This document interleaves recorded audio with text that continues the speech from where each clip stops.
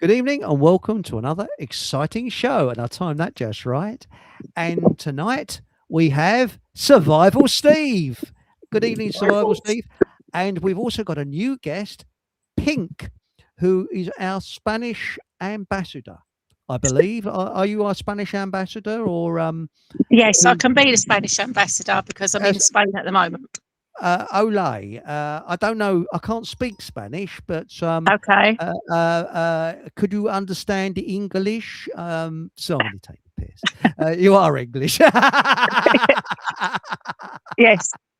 North London. I could hear just behind that Spanish accent. I could actually hear that. Yes, Yeah. Hard to detect. Yes. it is hard to detect, But we got a translator here, and also I got a translator to understand Geordie as well. Although we're all right with Steve, aren't we, mate? You're okay. Legal. Yeah. Right. Well, welcome to the show, and as I guess most of our viewers were, it's very sad. I don't know whether I'll be able to get through this without I'm filling up already. The tears were rolling down my eyes with our dear leader, Keir Starmer, resigning this morning. Tears are rolling down my eyes with laughter. And mark my words, all right? Has he said it yet? They always say it, these bullshit politicians always say the same thing when they leg it. And it's always the country is now in a better position than it was than when I entered number 10. Wait for it. He's going to say it. I can guarantee it. Thatcher said it. Blair said it. They all bloody say it. So, have you heard Pink? Has he said it yet? Or Steve? Has he said that bullshit line yet? Or he did, yes. Did he? The country's in better position now than when I when I first. That's right. Entered number 10. They always Yes. say it. That's it. Well, anyway, let's look at some positive things. And before we do that, let's have a look and see chat. And the first in chat was suggesting positive things is Embryo 4000, who's our cultural attaché. He said, fart loudly more frequently. And I said, I had wind you were going to say that. Yuki Brown's in chat, and that is evening all. We got Matilda, and we got Blu-ray. Hello, everyone. We've got Alice Gorgeous, and Food for Thought Radio. Yes, it is then. And Embryo, and you're welcome on, mate. Starmer can spend more time with his rent boys.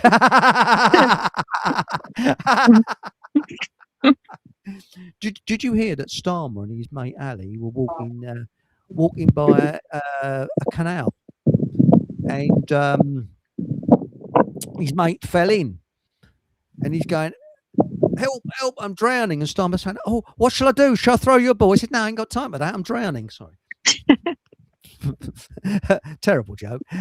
Anyway, positive things. So, Pink, what you suggested before we went live, positive things we can do. So, if you like, would you like to tell the people the positive things? Or would you like me to say? No, I kind of think of saying happy in your own happy bubble. So being kind to yourself, being kind to others, and which is doing your own hobbies and things, and don't worry about what everyone else is worrying about. And that's how to survive the nut house that is the UK. Spot on. Steve, now, what's your view? I mean, quite honestly, with this changeover, to me, it's like looking at sewer, and what we're going to do is change one turd for another, aren't we, really? That's basically what it is. It's like number 2, it's like a sewer outfall, outfall.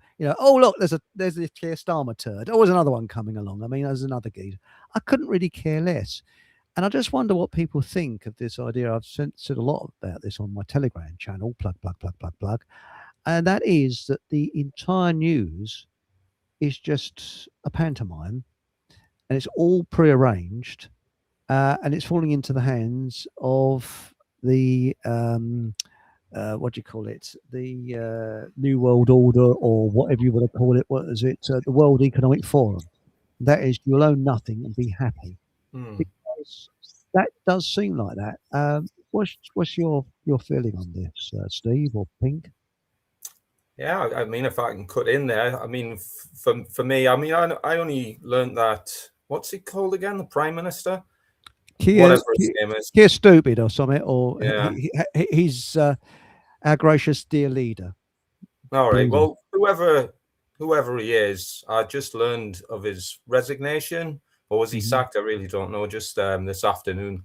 I mean, just casually, but I find it quite interesting that he picks the summer solstice again, another highly important ritualistic date, you could say, in the calendar, the pagan calendar, the occult calendar, the astrological calendar. Why? Because government's a religion, and you've got to be a religious nutcase to actually believe that imbeciles, psychopaths, murderous delinquents have got righteous authority over you. Because let's face it, unless you were born stupid, all men are created equal in the eyes of God. So therefore, if you don't see yourself or perceive yourself or want to be equal to others, then plow ahead with your dangerous religious death cult called religion.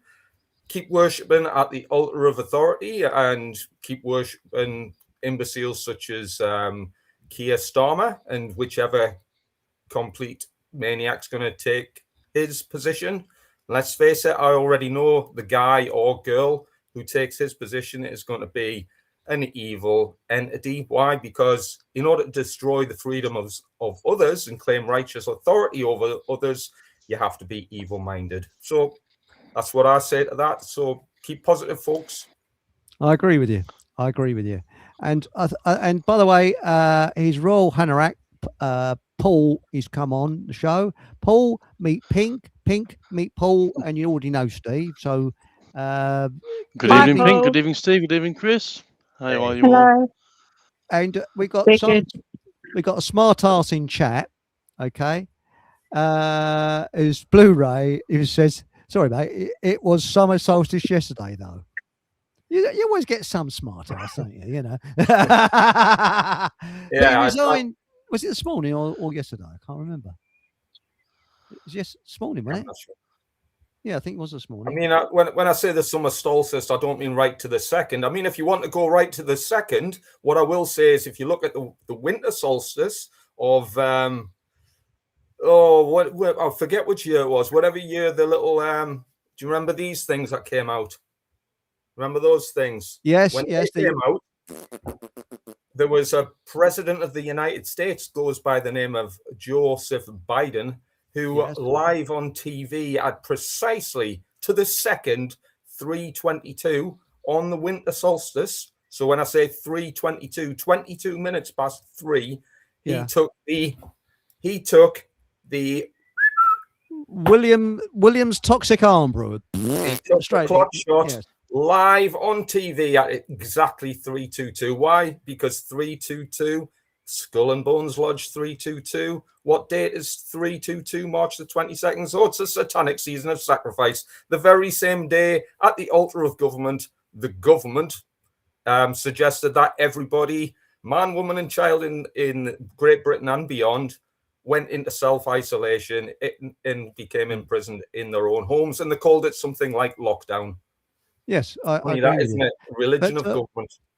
Pink, what happened with you during the lockdown? I mean, did you? I mean, I found that.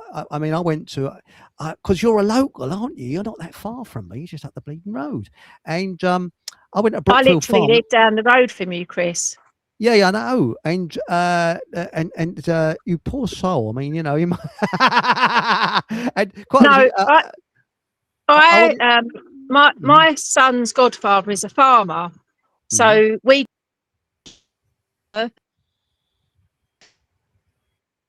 did his cow, or they were latching on to a pen with Percy, the Aberdeen Angus bull, on a regular basis, giving him hay, and he was with all the ladies and stuff. And then I'm going to Tesco's or wherever. Yeah. And I'm just with a this Hang on. long. Mhm. So it didn't affect me. And then we've got land with him. So we're back on a green island. Oh, So- that's very nice. But I mean, I went into Brookfield Farm Tesco's, and I was the only one walking around without a mask. And you know, but Now, I actually wore yeah, I wore them didn't. with. Mhm. No. And what I did, I faked deafness. So when someone says and sort of misinterpret what they said deliberately, can you come a bit closer? I can't hear you. Pardon? Have I got a what? You know, all that. I did. Yes. My views on telling me to do something and that they care about me. I know they don't care about us. So if the government wants me to do something, I would do the opposite. I wouldn't Correct. do that. And I believe in being Correct. self-sufficient. And my hands were so dirty from rolling the cow, the hay bales. And I remember going to Tesco Brookfield Farm and then trying to put the antibacterial stuff on my hands. And I said, look, I don't think any weird virus is going to get through there, if you like to believe that, And they just looked at me in disgust. Yeah. Yeah. Well, some security bloke came up and sprayed all this shit all over the bleeding handle of the trolley. Yes, it's weird, isn't I had it? to get my hanky out. Weird. He must have thought, what is a bleeding wimp? Look at him. He's got a handkerchief out because he doesn't want to touch the spray stuff. But what was it like for you, Paul? I guess it was similar for you, wasn't it? You know, you had all this Mars fascist. I mean, initially, I wouldn't say I fell for. I didn't go along with it. But once I learnt about common law and where our rights stood, that was enough for me to know that I could go out and do what I wanted. So I was still going out and about on the railways and excellent travelling, being me. Yeah, I'll tell you something. It's great going out. I was caught selfish by a few people. Yeah, on various trains, journeys, whatever. But I just ignored that and just got on with it. It was great. Yeah, especially the staff at the likes of Tamworth were really welcoming. All the train drivers were positive. Nice seeing somebody out actually ignoring what they were telling us to do. It was great. It was a very positive time, although very I Am Legend time as well, having an 8-coach train to myself down on journeys and coming back to New Street Station at 5:30 on a weekday and it could be completely empty. Yeah, that was it's good. Probably the most surreal thing I ever saw. And also, it's great cycling because I went out on my bike and there's no cars around it. I felt like Omega Man. Do you ever see that film Omega Man? You're cycling along, there's nobody around. I thought, as the world ended, and I was getting a bit sort of, it's really uncanny. And there's a bloke standing outside a butcher shop. He waved, hello, mate, hello. Because I was about the first person he'd seen for ages cycling on his bike, I mean, it was really weird. But I hasten to add that butcher shop is long gone now. Now, DJ B to us says, all Andy Burnham is Starmer with hair colouring and eyeliner. And I think you like Andy Burnham, don't you? Don't you, Paul? I don't think he's done a lot for transport in Manchester. I don't think. Yes, he ballsed it up. Yeah, he's made a shower of it in Manchester. That's for sure. Yeah. Yes. All these ex-mayors or mayors do. They're a waste of space. They are. But what I was going to say, being one of them, in fact, as it turns out. Oh, he's a psychopath. Steve, with your military training and that,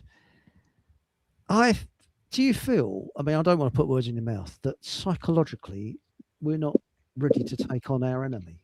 Because no war has been won when the opposite side is so depressed and negative. What's your feelings on that, Steve? Yeah, you bang on the money. Literally, we are in a mind war right now. And I say right now, as long as we've had government, we've always been in a mind war. It's always been a psychological soap opera. But right now, they've managed to perfect their psychological warfare. They actually call it cognitive warfare. So if anyone is new to that expression, literally since the start of the fake health emergency in the year 2020, I'm pretty sure most people will know exactly which false flag psychological operation I'm referring to there. It has the number 19 in it. Why? Because it's a cognitive war. The cognitive war, as you could probably appreciate, is largely about the psychological conditioning of the human mind, which they've done massively, because they employ psychological warfare experts, and they call them think tank agencies. And of course, what they do is they come up with the best ways and means of subverting the human population in order to install their own ways and means, their methodologies, their agendas. And of course, this is what they've done, since 2020, and they've done an outstanding job. And just like you say, the human race largely lacks the cognitive ability to function as a worthwhile adversary to the combative effects that they're engaged with. Most people actually don't even realize that they're facing hostility. Most people don't realize they're in a psychological war. And, until that day arises, well, people are combat ineffective. I have to say, many people are combat ineffective, and that's not just people outside of the truth movement. I have said it many times, many people within the truth movement are still rendered combat ineffective simply because they're still cognitively disabled until their reasoning and understanding of their enemy and their enemy's tactics and game plans becomes a little bit more widespread in knowledge. Then ultimately what we're going to face with is far from positive conditions to our medium to long-term future, which is going down a pan. Sorry, folks. I agree with you. Sorry, I'm assuming farting around with this screen, but I'm trying to get it so you can actually read the bleeding.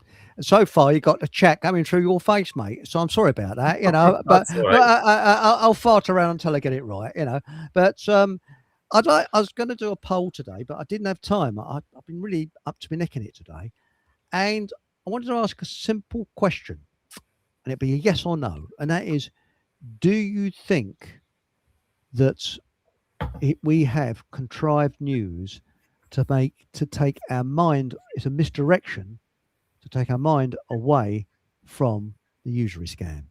Because if people found out about the usury scam, the royals, government, the Rothschilds, the whole lot would disappear and do a Lord Lucan overnight. They're off to their bolt holes.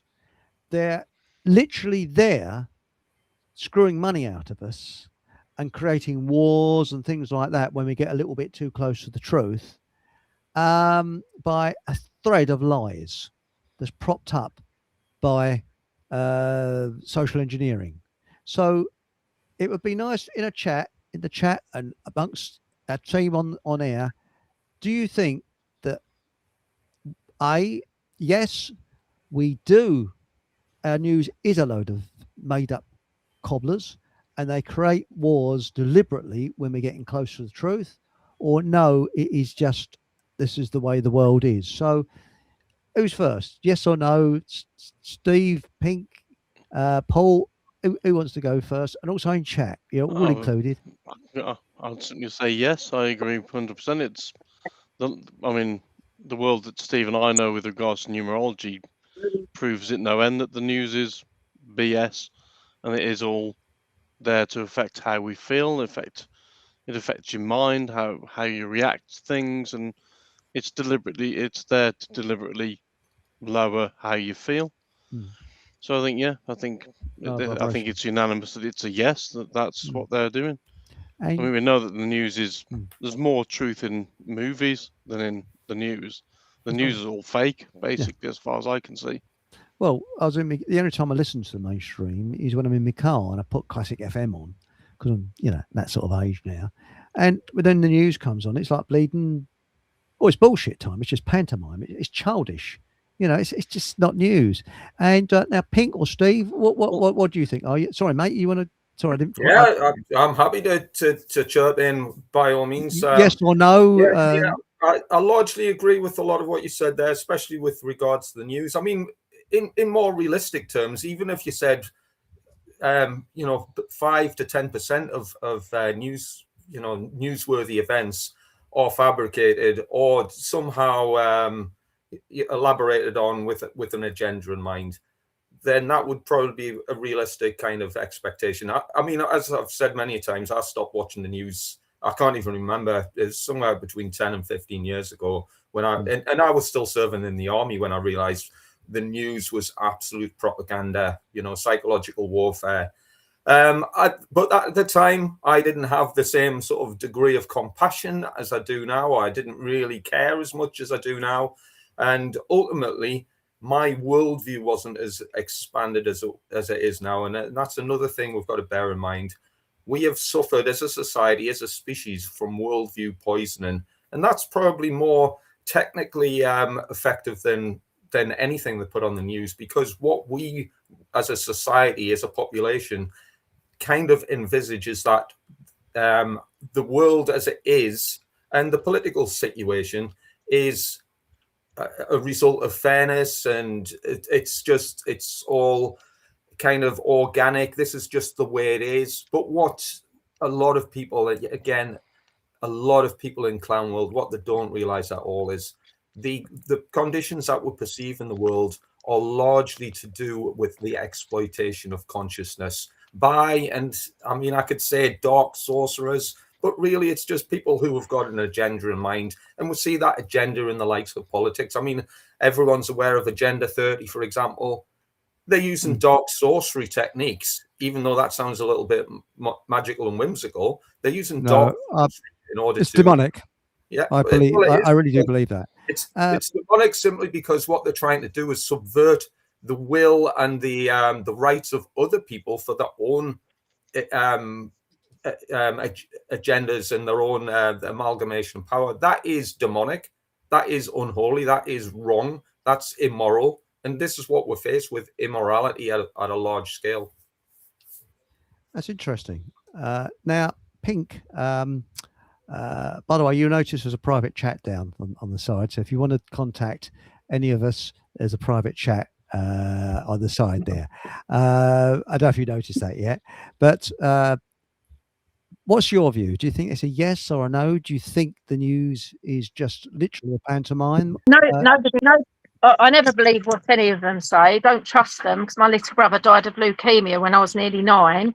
And my mum had been X-rayed when she was pregnant, and Professor Winston, that was in about 1974, when they used to X-ray pregnant women. And Professor Winston, 40 years later, told me that they gave my little brother leukemia because the NHS, it took them 40 years to stop X-raying pregnant women.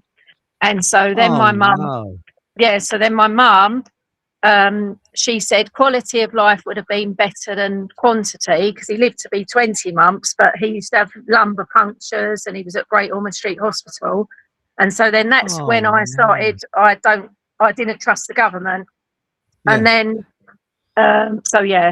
but with Steve saying all about the numerology and things like that, I kind of come at things at a different angle. So in 2020, that was when we went into a new spiritual age, which was the age of Aquarius. And so that is why more people are waking up, because the evil is more apparent, but the good people are standing up. Good will overcome evil. So I also think that whoever's plotting kind of against us and planning these genders maybe is testing us out to see, they're giving us enough clues, testing us out to see whether we know about basic health and things like that. Well, it is. My granddad used to say, "There's always a little bit of good comes out of bad," and he was absolutely spot on. Yes. There is always a bit of good comes out of bad. But I'm sorry to hear about your brother with leukemia. Yeah. And Professor Winston, is that the one that was on the television, the one with the moustache? Yeah, he did. He was the one who did the test tube babies. Yes. And then I had failed IVFs, like 3 failed IVFs, and me and my ex-husband, we spent over 10,000 of our own money because we were in the wrong postcode. Then I had recurrent miscarriages, and then in the end I had my miracle baby I had a miscarriage when I was 41, And I remember crying in Welling Garden City Hospital to a Muslim doctor as it goes. She was lovely. And I said, oh, it's too late now. And then I actually went to see a tarot card reader, and she said, oh, I can see a bouncing baby. It's either a baby animal or a child. And it was my Oliver, and I had him when I was 42. Wow. It's my That's interesting. miracle. And he will grow up to be very wise, because I reckon that if you're born to an older parents, my parents were a little bit older, you've got they say you've got a wiser head on your shoulders. Yeah. Because I've also, Chris, because I had the recurrent miscarriages, and I was carrying a lot of emotional stuff from when when my little brother had leukemia, and then my mum had a breakdown when I was 12, and she was in a hospital, and she had manic depression. She was diagnosed with manic depression, so she used to go screaming up the road. And so then when I was 30, I found Tony Robbins in America. He's a life coach. And I met him, and he came to the Excel Centre, and he teaches you how to combat your fears and walk on hot coals. And I did that, and it was amazing. I'd recommend that. Tony Robbins. Tony Robinson. With me, it was Tony Robbins. Tony Robbins. Yeah. It's a change of diet. Keto diet has done a lot for me. Yes. And cutting out carbohydrates and things, and also that spiritual healing I had did something. It was absolutely fantastic. Yes. It really was. You know, I can't thank them enough. I really can't, because whatever it was that was in me, I don't know if you heard that when I was on the show with Jerry Mowinski and Helen. I think that the demons tag things onto you like a badge that you can't see, where you attract the negativity. And I really do believe that. And sorry, carry on. You're going to say something. No, sorry, Eric. You carry on, because what I was going to say. Well, it's very quick. All it was is that I got this spiritual healing, and it sent it packing. And boy, wasn't it aggressive when it got out. Once aggressive, it was. I could feel it leaving me soon after. It didn't like it, and you know, and that was 4 or 5 years ago. So, you know, it's surprising. And sorry, you was going to say, Pink. Sorry. No, and did you feel a different person straight away, or? Not straight away, but I just. Well, hang on. Yes, sorry, I was wrong. Yeah, I did. I just felt. I was walking out, sort of almost on air. Oh, okay. And when they're working, it was 2 or 3 people working on me. When I feel them, sort of, it's like a buzzing sensation. It's a most incredible sensation. They're not touching you. They're just going around. And they're trained. They have to do a training course. They can't just be a healer. No. They go a couple of year training course. But it was, if I remember rightly, I think it was two women working on me. It might have been 3. I don't know. But I can't thank them enough. That's amazing, isn't it? But you see, the thing is, you may not be demonically possessed, but something demonic can pin stuff on you. And I think Jerry's had this. I don't know about Helen, but it's surprising. You know, these things can happen. Did you come up against anything like this, Steve? You know, in the army, did you ever feel anything was demonic or anything like that? Not until I realised what government were and how all the certainly modern warfare is just a complete money-making exercise. I mean, in terms of demonic, I mean, it's an interesting word in itself. I mean, when you look at the word and analyse it through etymology, as in, I mean, you might be familiar with the word demonetize, i.e. to reduce or to take away something, i.e. it's a negative expression. And the word mon, as in demon, relates to the moon. And the moon, of course, is also related, believe it or not, to superstitious or negative energy.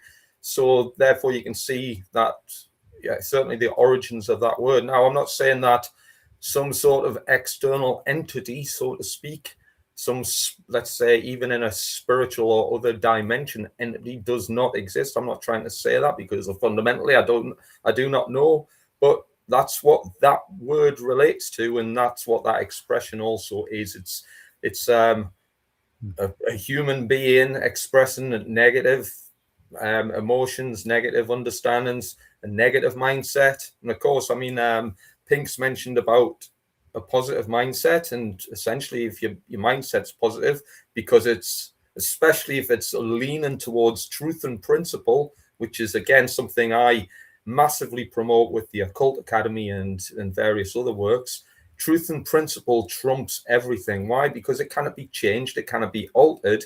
The only thing that can alter it is somebody with harboring negative expressions or has got a negative attitude towards the truth and therefore doesn't align to it. And if we don't align to the truth and we don't align to principles, well, bad shit's going to happen.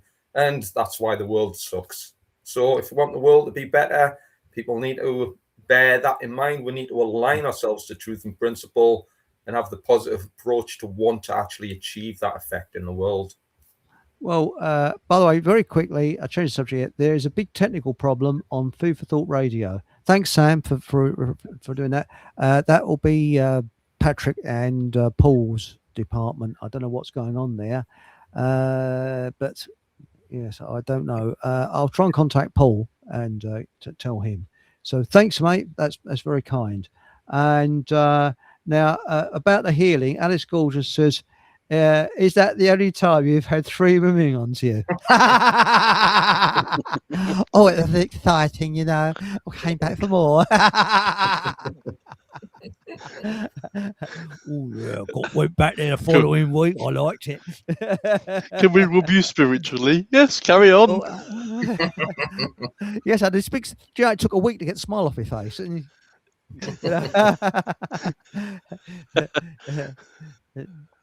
now it says, Matilda says, you can be a healer. The training is to get money out of you, in my opinion. Well, they don't charge you. You put money in a box for what you feel it's worth. So I actually, but they don't charge.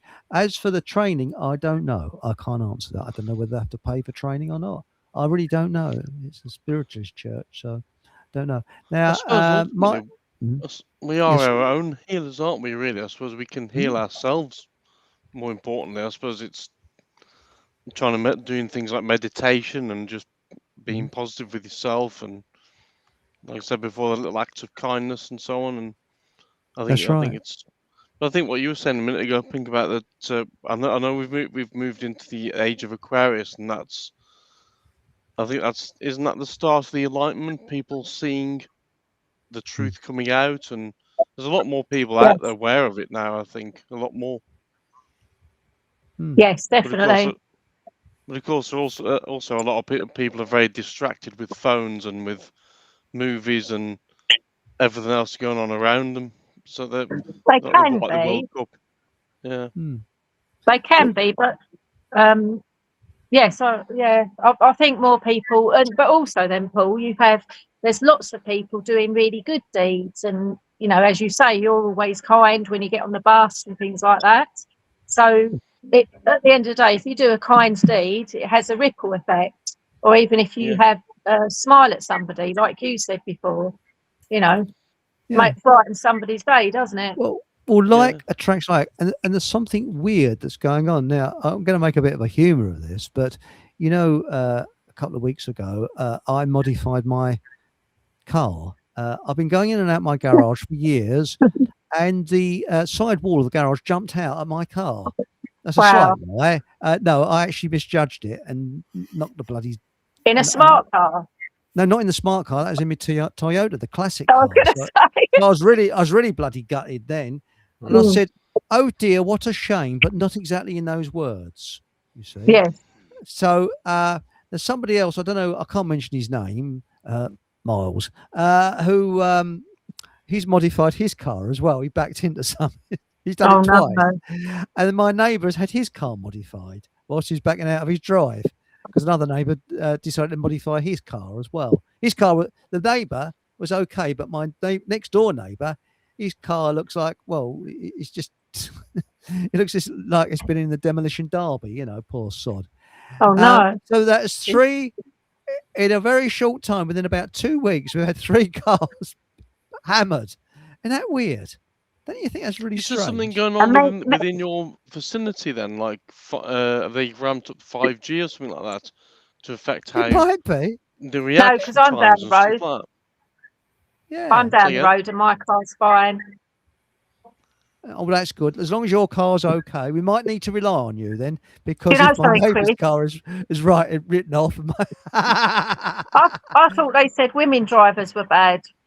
oh bloody hell! Well, no, I mean, I can't say, but there's what was one particular neighbour. So far, he's killed a cat and modified two of my neighbours' cars. Oh no. Yes, he drives out of the because I live in a cul-de-sac. He drives out of the cul-de-sac at a speed of walk factor 1, like in Star Trek. Zoom, yeah. You just sort of see a blur of the car. He clearly missed an I can- opportunity there. That cat that he ran over, he could attach that to his car, and then he would never get any dents, would he? Because the cat would take all the. Like a bumper. No, yes. Yeah. Well, he did kill Yeah, it. Yes, he did. That's it. He did kill it. I mean, can you imagine? He must have stood the. Yeah.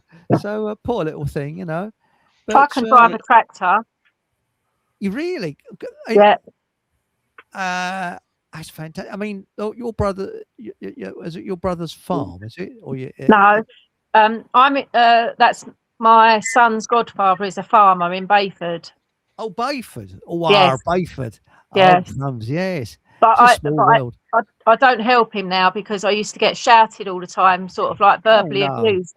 Why weren't you quicker? Oh, the calves have got out. It's nothing to do with he hasn't fixed his fencing. Oh dear, yeah. But we used to have a laugh because we used to lasso calves, and yes, we had a good time. Who are and Bayford? Yes, I remember when the foot and mouth disease was out. And yes. That was, and my uncle opened a butcher's shop Oh. when they started foot and mouth disease. That was the first one in the 60s. That's showing me Right. age now. And not the second one. That was in 2000, 2001. Yeah. But that isn't it strange? The government knew it was going to happen.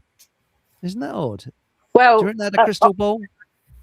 I lived in Epping then. I had a house with a couple of acres then, and I had a homeopathic vet out for my horse because he used to get tumours, and the homeopathic vet had written a whole paper about the horses better out having a natural lifestyle, give them organic carrots, not carrots in a sack because they're sprayed. Yeah. And he proved they can give horses arthritis, and he was going mad in foot and mouth because he said it just needs homeopathic medicine in the water tank, and that's the energy of the thing, isn't it?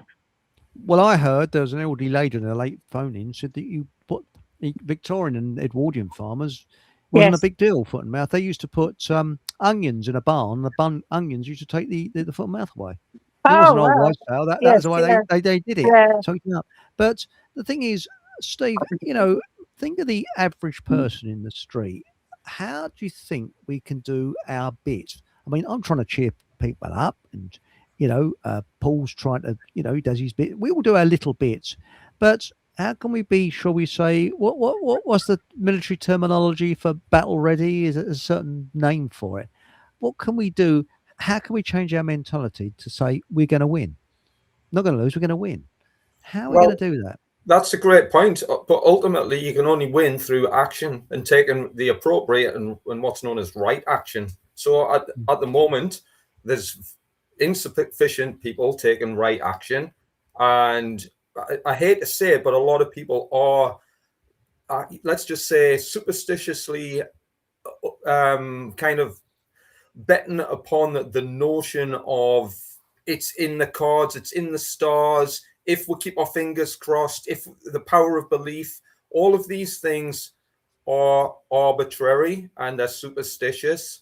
I'm not saying don't have any of that, but ultimately, until you or other people, until we collectively take appropriate right action, then what we're not doing is we're not putting the effects into the universe. And this comes under, I should say, under what's known as the trivium. And the trivium is a tool of occult learning. When I say the word occult, of course, that means hidden, and it relates to the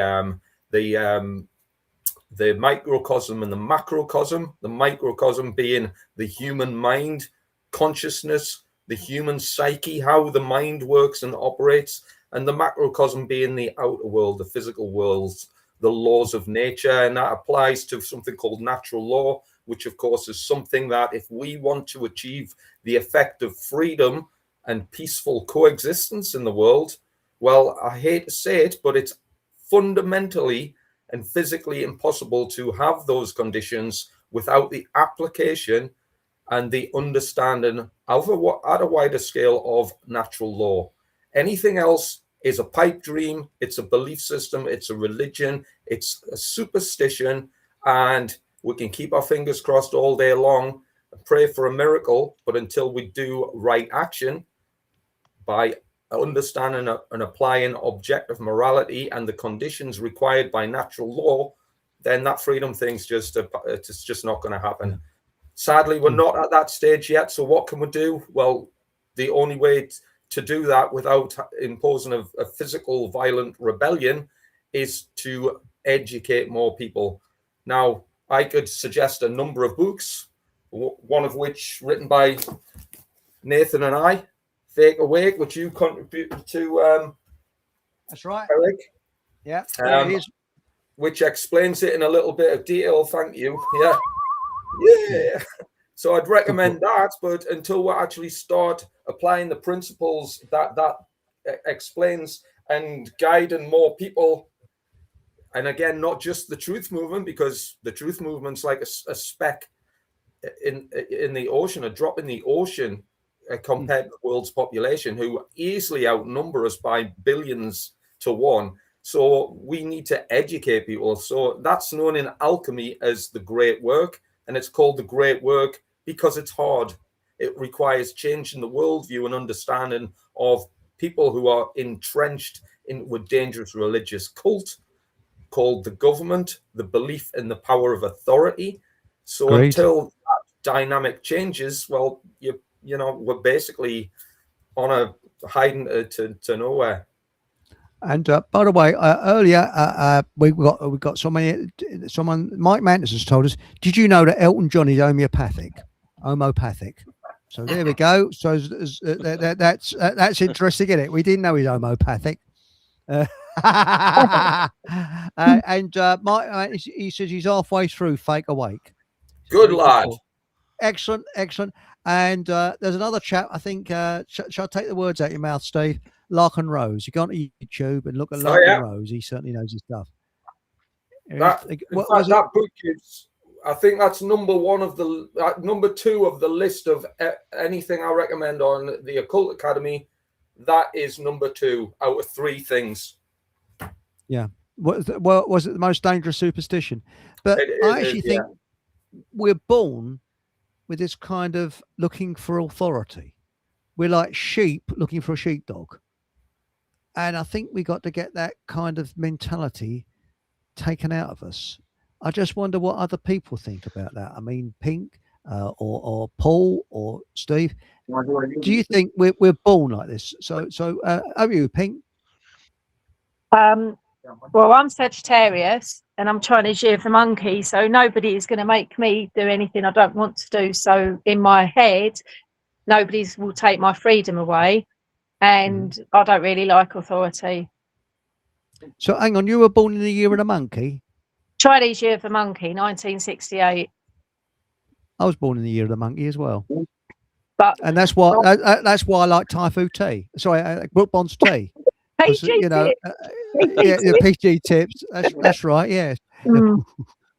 And that's funny. And was it your Aquarius, aren't you, or something, or? Sagittarius, half horse, half human. I'm full of bullshit. I'm Taurus. What do you call it? Taurus. Yeah, Taurus. Oh, okay. But, Taurus and a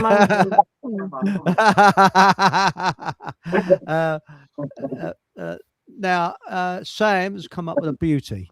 Larkin Rose on a recent video. Step 1: stop giving them power. I agree. Yes. I agree. And there was a fantastic woman on, what was it now? She was on YouTube and she home educated her child. And she said it's a prison that children go to when they go to school, because sit up, do this, do that. And her child and this was experimented with during World War II by a teacher, but it never caught on then, but it is now. What happened is that she would take them out of the country and learn as they're going along, and you learn much more because it's practical. You know, everything is practical as a practical use. Yeah, yes, Paul.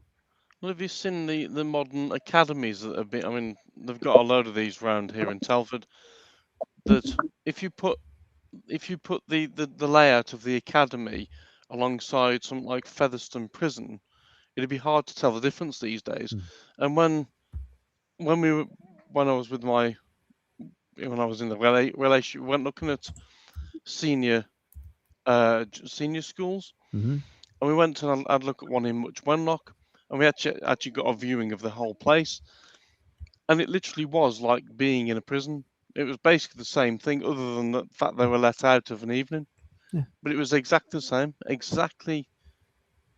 They're basically designed to me by the same people. Prisons and schools are the same. Yeah. The windows were. I mean, when I was at school, you had windows that were level with you. But in this school that we went and had a look at, the windows were at the very top of the wall, out of reach. So basically, all the students are looking at is a wall. Yeah, it's that's depressing. Horrible places. And also, I think that old people's homes are horrible because they're dreadful, absolutely dreadful. Summer, Chris. Sorry. You know, there used to be the Four Fields care home round the corner. Yeah, I know Four Fields. Yeah, and that's a bloody housing estate now, isn't it? I know, because they sadly died because of COVID, I think. But when Oliver was 6, he rode his miniature Shetland pony into the Four Fields care home, and the residents must have thought that they needed their tablets changing. They saw this little child with his jockey skull cap on and everything, this adorable little pony. Yes. And he rode his pony in there. And then the next week, we took our Dalmatian Freckles, and this lady, she was hard of hearing. She kept saying, "What's her name? Speckles." And I was saying, "Freckles." Oh, bless her. And then she said about Oliver, because Oliver's got really lovely red hair and freckles. And she was saying, "Oh, what's her name? Olive." Not saying no, Oliver. So yeah. I think care homes vary, don't they? Well, I don't know. I don't go anywhere near them. But the fact of the matter is that was it with the Shetland pony? Was it show me a home where the buffalo roam, and I show you a house full of cow dung? That was the old saying, wasn't it? Yes, yeah. But blimey, that's very close. But the way they're building, I mean, Borough of Broxton, they were actually. Did I tell you they were actually accused of honesty, and they really took it seriously. They were accused of honesty, and they took it very seriously because they want to give the public the level of corruption that they expect. You know. Yes, I know.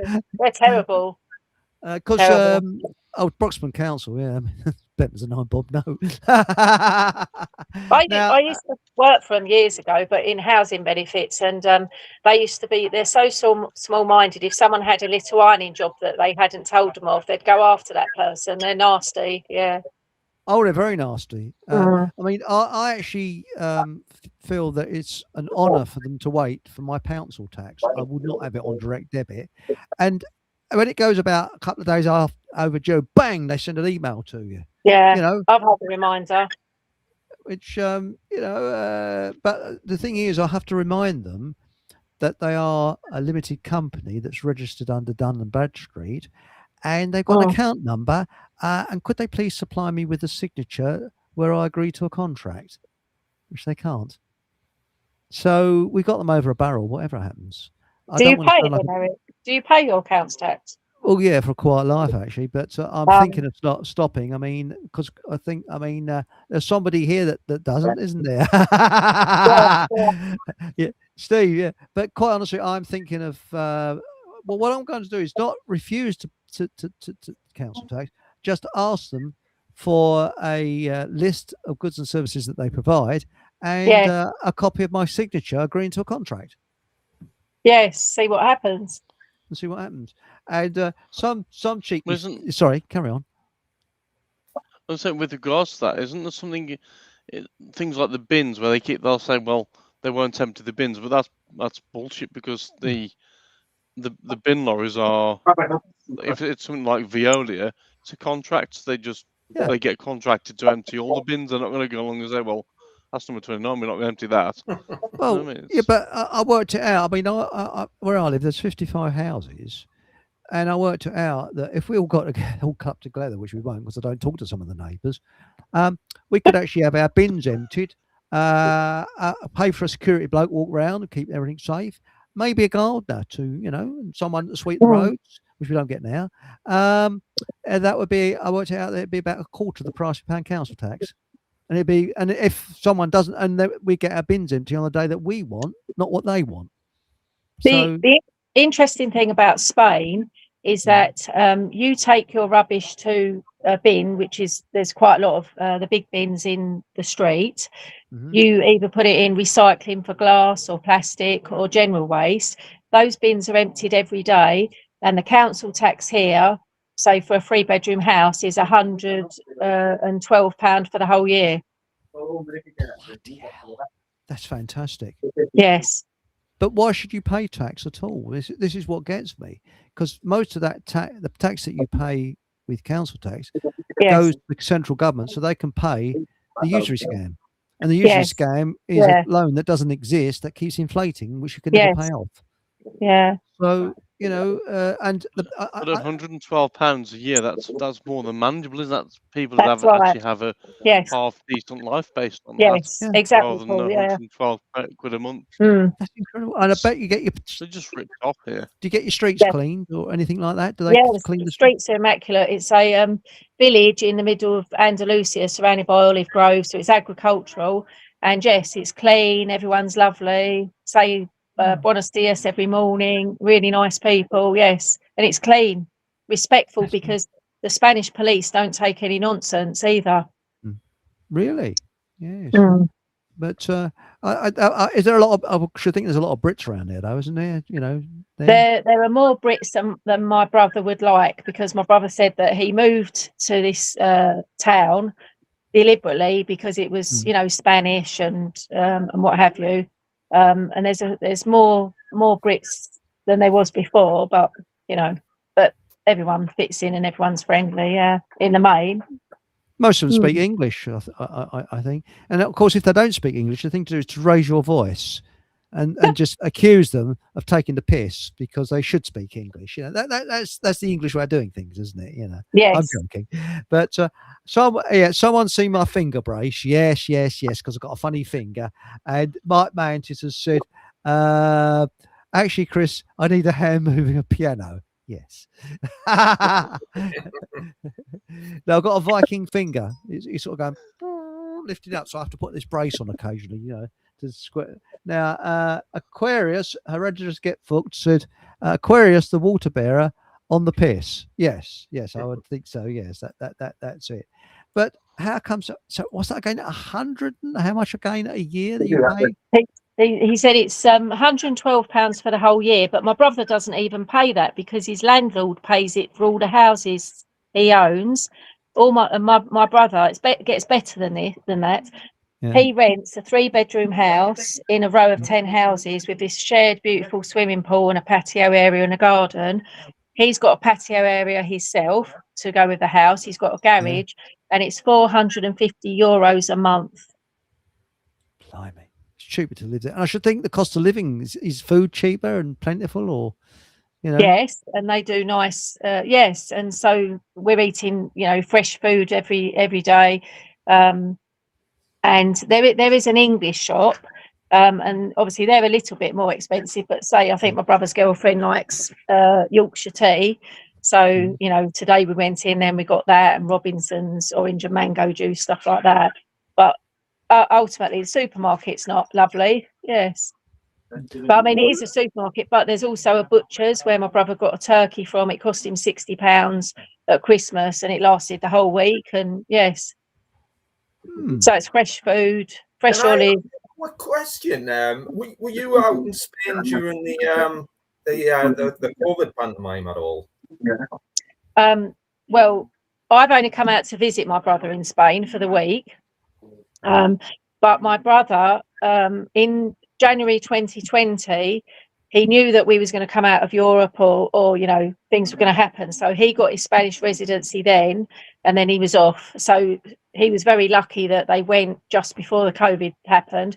Spain were very strict about wearing masks, and my brother's had all the vaccines, and my brother actually fell out with me because obviously I'm not going to have them. I just took elderberry, you know, and but I wonder whether some of the vaccines are placebo, you know. I don't know. There's a high likelihood of that, I would have thought.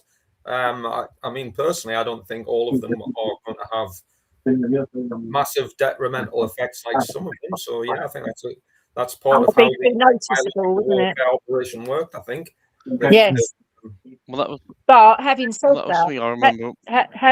having said that, my brother, even though he took those jabs, he eats really healthy. His food is restaurant standard. His girlfriend is, you know, a brilliant cook, cooking from scratch. And my brother uses turmeric, chilies, and he has a lot of, you know, onions and all the stuff that you wouldn't have for natural medicine. My brother eats as well. And also, I tell you what is good is Paul English's knickknacks, which is nicotine. Nicotine is supposed to nullify. He takes them. Do you know something? Yeah. That's what he's taking, because he used to smoke quite a lot, and he still smokes the odd cigarette now. However, him and his girlfriend today, they're having those little nicotine tablets. And I said to him, because I remember Paul saying, or someone saying on here, that nicotine was good. And I said to him, nicotine's good for you. And yeah, he takes those as well, funny enough. That's interesting, isn't it? Yes. So, and I know that Spain was horrendous during 2020. That's Alice Gorgeous. Yes, I remember looking at a video of people in Spain, and they actually had these, what are these flying, what do they call them? Drones. Thanks, mate. Thanks. Drones going down the streets, watching anybody that's coming out their houses and things like that. Right, yes. So they were quite super strict. But I can't get over that. Just £100 a year. And does that include, for your rates and that, does that include education as well for the children? Yes. One of the reasons I mentioned what you know about Spain is simply because, yes, Spain were massively belligerent towards their human population during that COVID pantomime. Right, yes. One of the reasons I mentioned this is because, I mean, it sounds great, and I love Spain. It's a beautiful country, and there's some beautiful people there too. However, they still suffer from the same problem and dilemma that the rest of the human race suffers, and that's a belief in government, a belief in authority. Because the Spanish government, even though let's just say, for example, they've got a very fair system of, you know, emptying bins, etc., or public services, and you pay a marginal amount of money. Well, that money is still acquired by means of deception. It's known as theft. Tax is always going to be theft. There's no way around it. It's just we have been conditioned, as I said, our worldview has been poisoned, and we've effectively been brainwashed into a dangerous religion called statism, where we believe that we've got a moral obligation to pay this theft.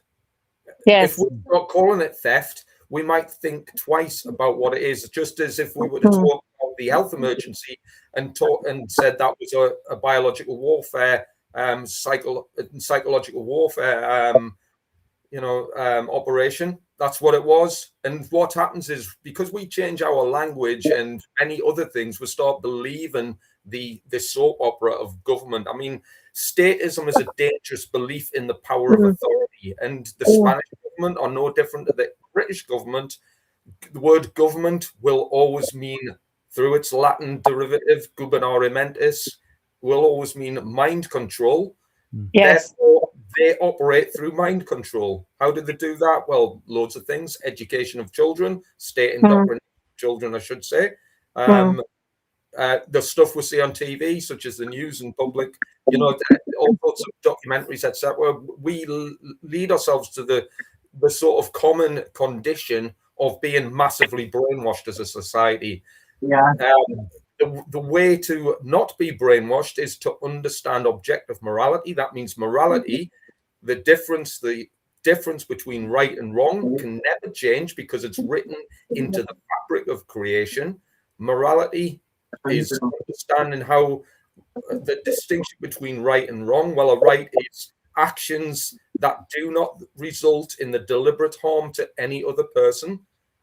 If we pay tax, we are therefore failing to grasp morality, because all tax, even though there might be an ostensible premise where some of it goes towards emptying bins or improving a footpath, well, what about the bits that aren't, such as warfare, such as health emergency scams, such as a police service who are acting like the Gestapo, such as all the other things that government do which are harmful to the human species?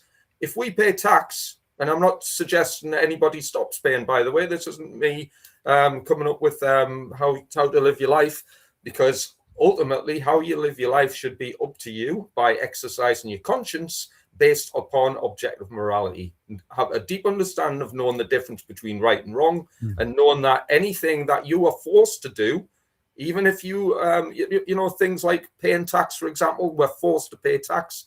If we stop paying tax, well, if you don't think we're being forced to pay tax, well, what happens is if you stop, you're going to get a nasty letter, then it'll be followed by something even more nasty, and eventually you'll probably get caught by the system, who are then going to impose some sort of punishment upon you. In other words, you don't have a say in the matter.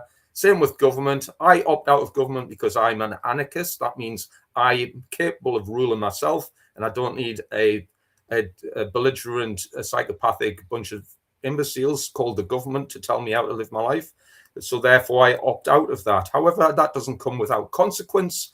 That means because the rest of society believe in this dangerous religion, that they don't understand the difference between right and wrong. So they need, because they're spiritual children, they need the authority of their mummy and daddy government to tell them how to live their lives.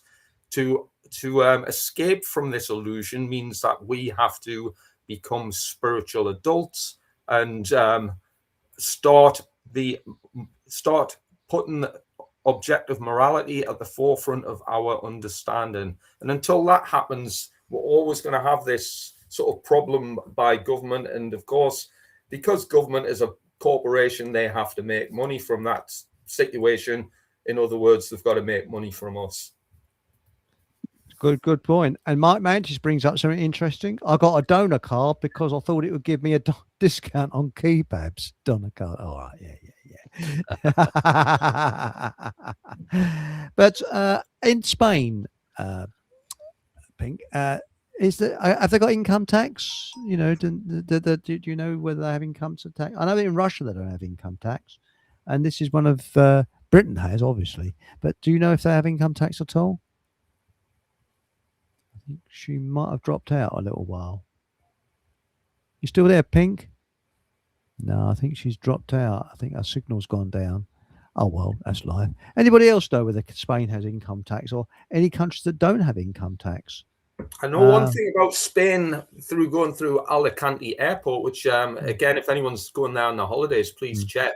But last time I was there, I noticed that they've got a symbol on their, I don't know, the departure lounge or the immigration wall. It's pretty prominent anyway.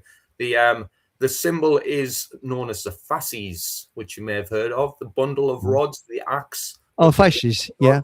That was Italian, wasn't it? It's fascist. Actually, I mean, you could say, because it's actually based on ancient Rome symbology. So, of course, the bundle of rods makes the axe unbreakable. And, of course, the axe is something to wield power over others with. Hence, it's used by... It's actually, you'll see images of that in Congress in the United States, and you'll also see it used by several other countries as well.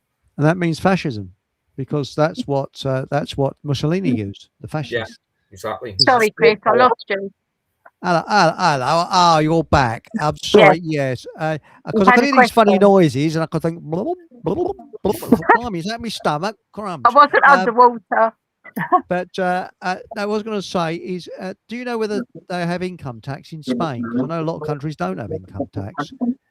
Because I'm not sure about that. My brother said he agrees with you guys about you don't need a government. correct. My brother Oh, said, marvelous. yes. He said that even though it's a socialist government in Spain, however, they just don't rip the people off as much as England. So as Steve said, yes, they're still gangsters, but Yeah. yes. So But I don't surely, know. I don't know, Eric, about the income tax. I don't know. I'll have to ask him. because when you I'll think get back about to you it, on that. but with tax, surely aren't you aiding and abetting a crime by paying it? In a sense, you are. You are aiding and abetting a crime, which is Yes, yeah. against natural The, law. the thing I've noticed about schools, because you know when you're saying about brainwashing and indoctrination, I've been homeschooling Oliver for the last couple of years. Oh, good for When he you. was, pardon? Good for you. Yes, he did year 7, and it was a bit of a roller coaster for him. And then we went into year 8, and it was the second time I was visiting my brother, and because I hadn't seen him for a few years, you know, and because I had to get somebody to organise to look after the animals, the only time I could go was the second week in September. And the headmaster, actually, I did ask in June or July, and I said, my brother lives over here, so I'm not going for a holiday. And then the school fined me, and I said, no way am I paying that fine. I'd rather go to Good. prison. And I emailed the chief exec of Herts County Council, and she cancelled it for me. But when you actually get the fine, the wording says so and so has failed to provide an education for her child. We only went away for a week, and he could have done a project on Spain. He was learning Spanish at school. So Yeah. Well, quite they're mad honestly, schools. You probably learn more away from school anyway, Definitely, because Paul. let's be honest, Yes, we all learn more away from school. We all have to undo what we have been taught, and yes, effectively starting from scratch once you leave school. yes, Anyway, yeah, you realise that when you're in school, you're taught bullshit basically. you are. You are. yeah. And because I mean, I remember we all used to have to go into assembly, and we used to sing dirty words to all the hymns. Right. Now, Alice Gorge has got a question here. Says, Steve, they just tried to off us all, and it's general knowledge that the world is run by child snatchers, etc. Still nothing has changed. No action or strong resistance. That's right. I heard a statistic, and do you know that thousands of children go missing every day? Every day. It was a frightening statistic. I think it was something like 125,000 children in the Western world go missing every day. 125,000. That's a lot in a week. That's a brilliant But then point. where are the moms and dad? Where are the moms and dads sort of stepping forward to say Well, this has precisely. happened? Yeah. Wouldn't you expect them to be stepping forward and saying, unless of course, like I said last night on last night's show, that the if it's down to like going into hospital, like with women having given birth in hospital, and when that nurse comes back and says, actually your child's died, how could you ever prove that? You could never prove that. You're taking that nurse's word as correct, but they might be collecting them and taking them off for the satanic muppets to eat and whatever. You know what I mean? Well, this is the thing. That's probably it. I mean, I was born at home, so they know who I am. But as I said, I don't know if I mentioned it last night. My sister was born on Boxing Day, and there's a mix-up because the staff were obviously pissed, and the women had to work out whose child was who. And I still think we don't know for sure. But my mum used to say, "Oh, a mother knows her own baby." Does she? And I still wonder whether my sister is actually my sister. You know, it just makes you wonder. I mean, what's your view on that, Pink? You know, my mum used to say, "Oh, mother knows her own baby," but could it be hormones all? You know, I don't want to sound very male thing, but being a bloke, I wouldn't understand. But your hormones all over the place. I mean, this is why cats sometimes adopt chickens and chicks as cats and kittens. And could it? I mean, she may well be my sister, but who knows? You know. But most of the actors. My dad grew up in North London, and my nan had 8 children. And during the war, the Blitz, my nan stayed in London, but my dad and everybody, they were evacuated to Wales in a farm. And then in the end, she ended up my dad's dad died when he was 12, because you didn't have proper health care then, did you? You had to just work, and he was only 36. And then my nan had a choice. Her youngest 3, one was 18 months, one was 3, and the other was about 6. My dad was older. She could either put them into a children's home in Bristol, or they would have gone to Dr. Bernardo's in Australia. Bernardo's. Yes. And luckily, my nan chose the Bristol Children's Home, but she only was able to visit them once a month from London. But my nan, because she was so tough, but she had a really good sense of humour. Nobody would tell her she was old, even when she was 93. I couldn't say my dog was old. She'd say, don't call him an old boy. He's got a name. His name's Solo. So, wow. But it's interesting. So they were lucky to come back, weren't they, from what you're saying during the war? Well, that's right, because it is a mystery why this was the only country that evacuated children, put them on when trains were desperately needed for the army. Yes. That's what happened to my dad. But then saying that, my dad, he said it was it was strict in those days anyway, wasn't it? But he said in Wales, he didn't think the Welsh people liked the English people much. He said he was there for 2 years, and he sung hymns in Welsh and was taught in Welsh, but he didn't know what they were saying. And if he moved, he got a rap across the knuckles with a cane. However, on the farm, he used to ride a Welsh cob in from the fields, and he had that good environment as well, sort of thing. So well, I worked with a bloke who thought he died and gone to heaven, because he was evacuated from Ilford in London. And he went to either Suffolk or Norfolk, and his house was at the end of an American air base. So he saw flying fortresses flying over his bedroom every morning, every night. And he said it was fantastic, because he learned to drive a Jeep, to drive on American Air Force Base. And he said Americans, they knew that English children couldn't get toys. Toys weren't made during World War II, so they couldn't get toys.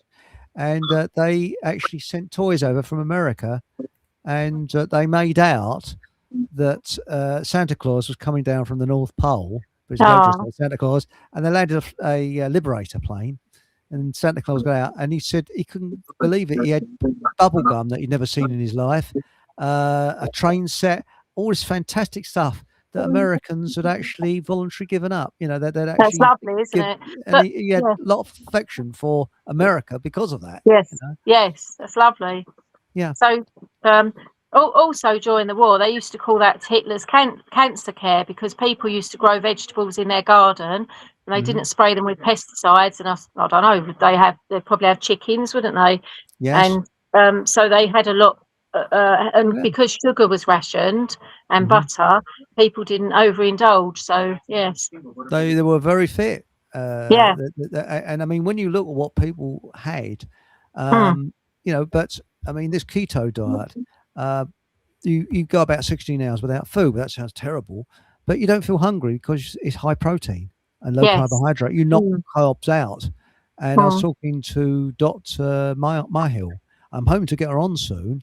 Again, about the keto diet, and what happens is when you're not, because we're not designed to eat all the time, and when you don't eat, your body is actually repairing itself.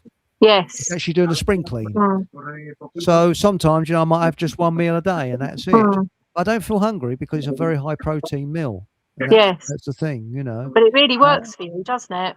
Well, it does. I mean, I lost 1.5 stone in 2 weeks. That's amazing. And I used to suffer from terrible nerves and depression, chronic nerves and depression. Yes. That's virtually gone. That's brilliant.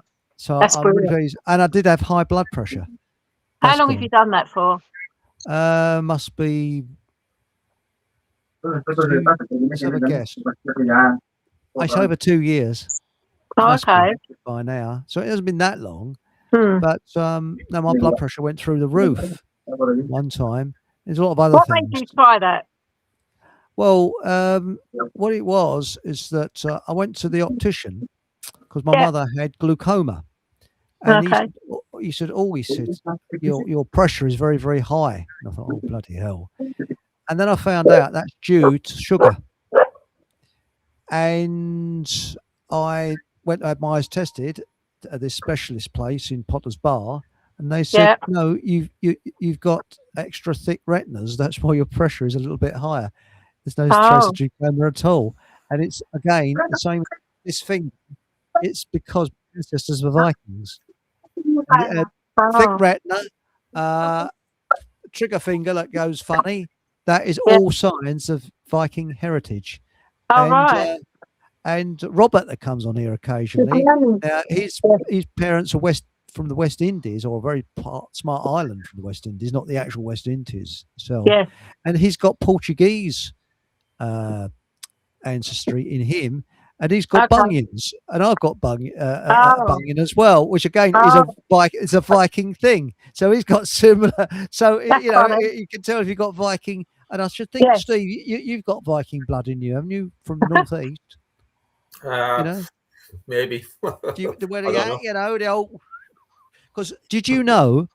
You see, I've seen the film, and did you know that all the Vikings spoke with a Brooklyn accent and had immaculate hair? See, I've seen the film The Vikings, so it must be true, And they all look like Tony Curtis. Yeah, that's a classic. Most historically inaccurate film. So do you find, Chris, every time you walk past a barge or every time you walk past a boat in the quayside, you want to get in it and sail it? That's right. Well, it's like the Viking came out and said, "Okay, let's rape all the men and kill all the women." Someone says, "Sorry, I haven't got that the wrong way around." They said, "You play it your way, Ducky. I'll play it mine." So there we go. Now, you've still got the two important fingers available there, Chris. I guess sign language is still available. I can still pick my nose, so there we go. But no, I take this off occasionally. I put the splint there because it was particularly bad this morning. And it's just the fingers going up like that. It's something fingers. It's like you need a sooty puppet or something like that on the end of there. Right. So I'm not really picking my nose. Now, Carolyn Murphy says, hello, Carolyn.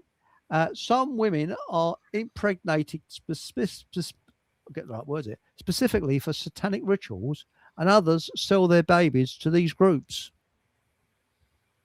Do you know anything about that? Yeah, I know lots about that. Not really? Through personal experience, though, but I mean, I studied the occult, and part of the study and research I do is into the dark occult, which covers all sorts of satanic rituals and horrific acts of cruelty that are undertaken by people. But I mean, one of the main expressions I'm kind of interested in is, of course, the satanic ideology of government, because let's face it, we'll talk about the horrific crimes and natures conducted by small groups of individuals or groups on the face of the earth. But what we tend to do is we kind of give the biggest satanic group in the world a complete body swerve, or not understand it in its full complexity. And of course, when I say a satanic group, that group I'm alluding to is the world's biggest. I'm not going to use the T word, by the way. The T word that ends in errorism, because the biggest group, that word, yes, the word that YouTube like to go exactly.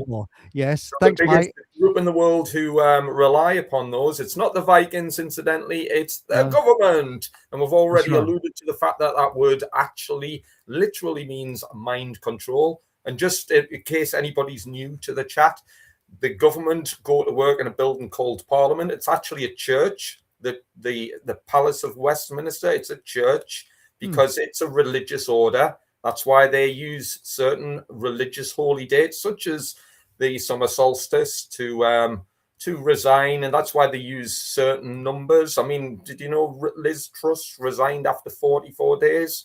I don't think that was interesting. Yeah, that wasn't. I mean, she was actually she made notice of her resignation after 44 days. At precisely, I believe it was 10:33 in the morning. And again, it's funny that they use certain numbers for their ritual. 33. Yeah, and if anyone wants Isn't that to, weird? yeah, I mean, What time did old Starmer resign? I mean, it must have been.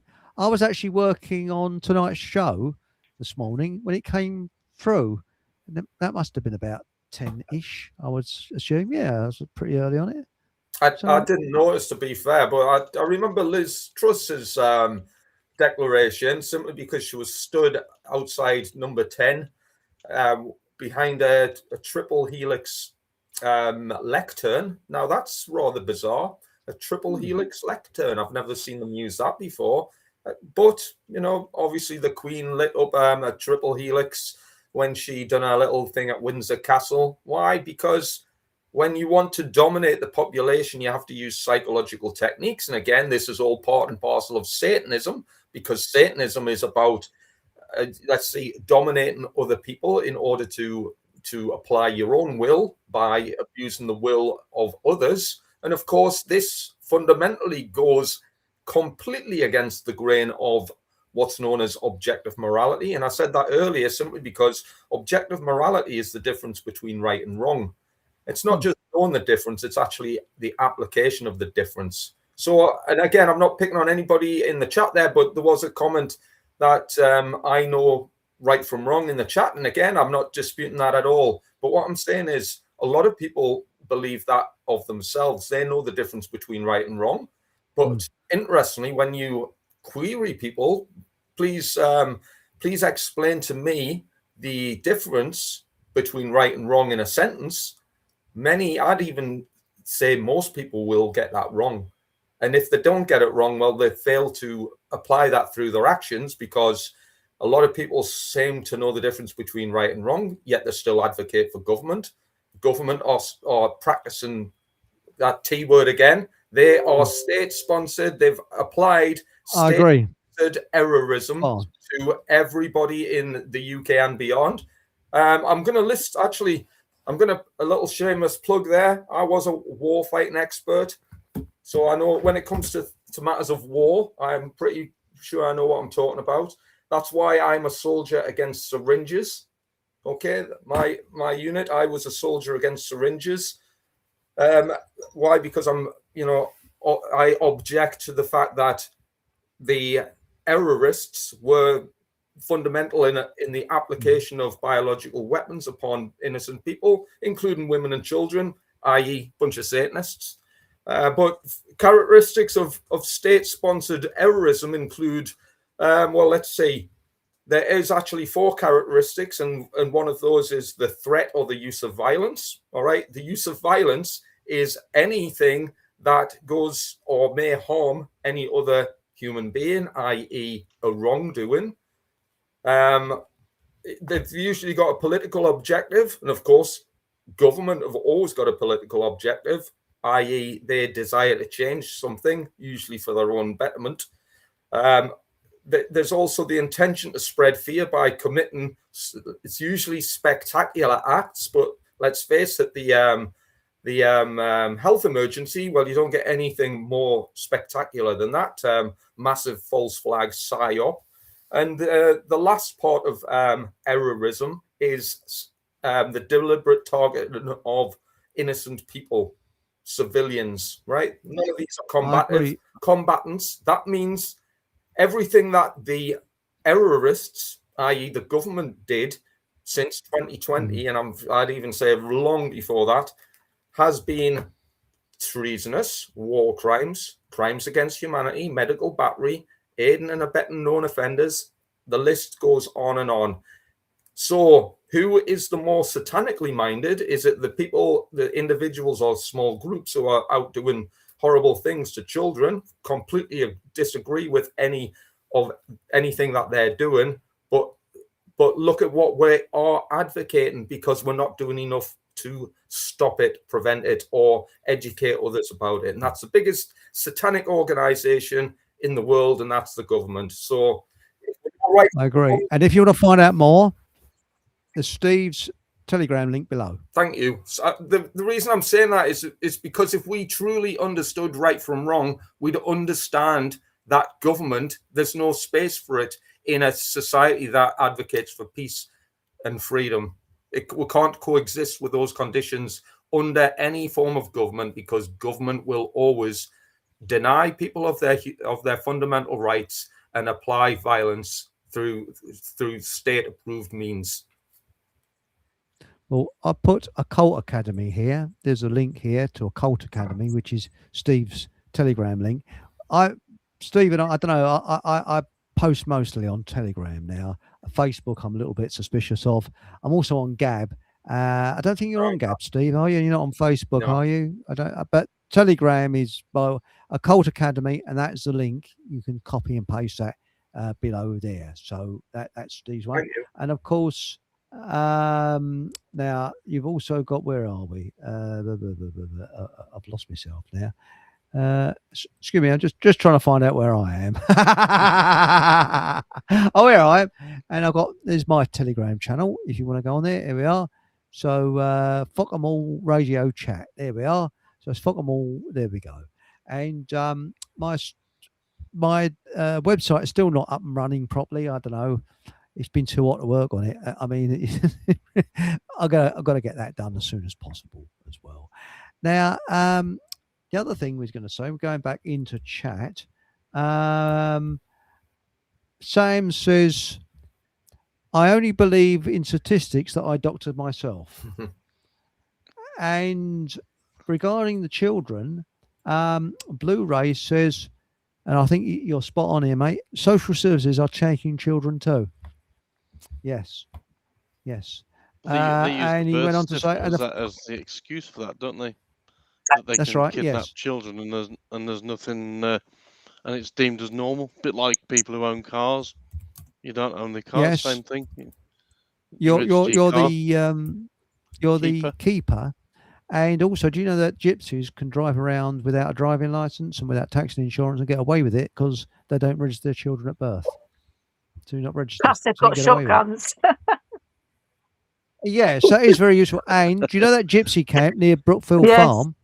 Well, one Christmas I was driving past there and suddenly it went bang! Yes.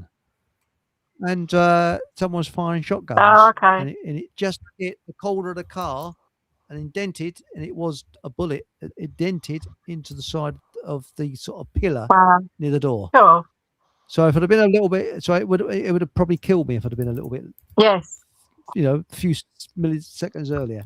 Now, Alice Gorgeous says, the Irish children's homes, mother and baby homes, they've always stolen our babies. Yes, they were meant to be really bad. Although, aren't the orphanages owned by the elite, should we say? Aren't all these orphan places and like the NSPCC and all that, aren't they all owned by basically BlackRock ultimately? And did you know that Dr. Bernardo, he wasn't really a doctor, but he was known as Dr. Bernardo because he didn't pass his exams, was done for abducting children whose parents were alive? God. And he actually said, it's to give them a better life because they were sent overseas. So he wasn't such a, shall we say, a golden hero as he's made out to be.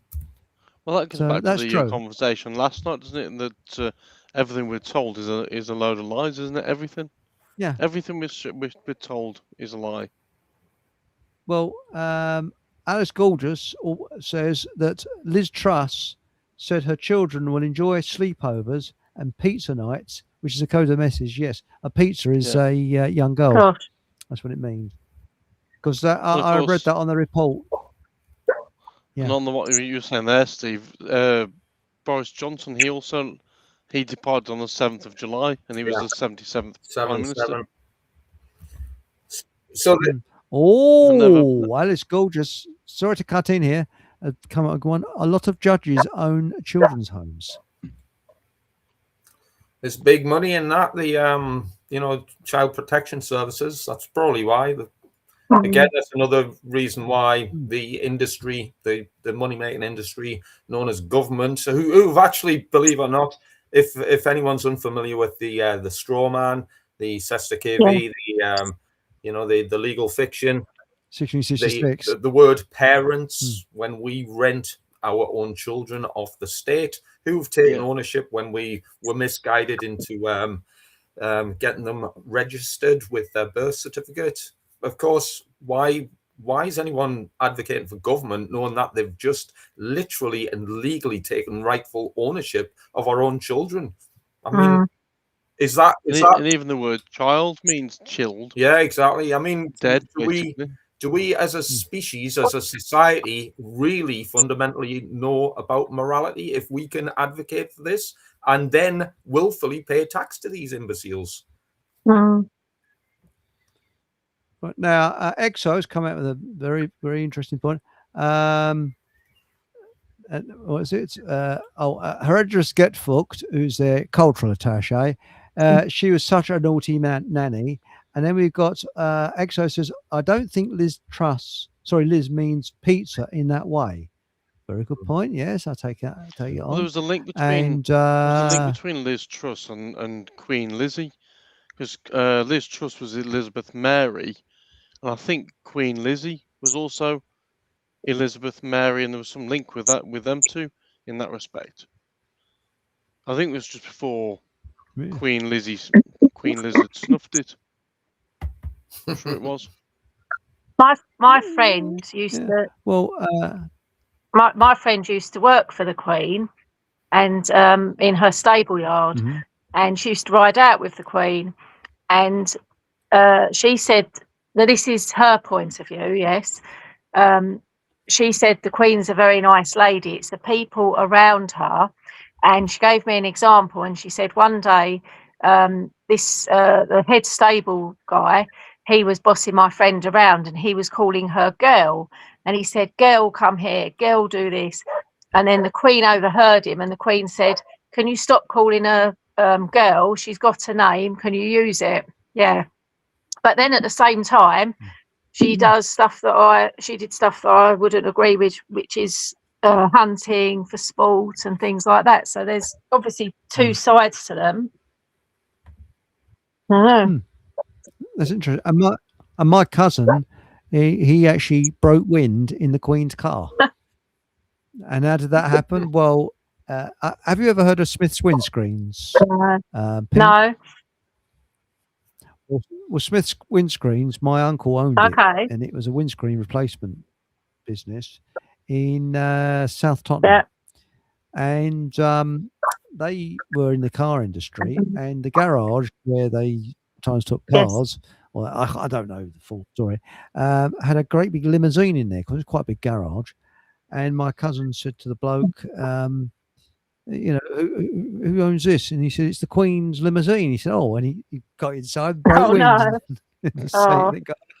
So the Queen had my cousin's fart. I'm sure she appreciated that.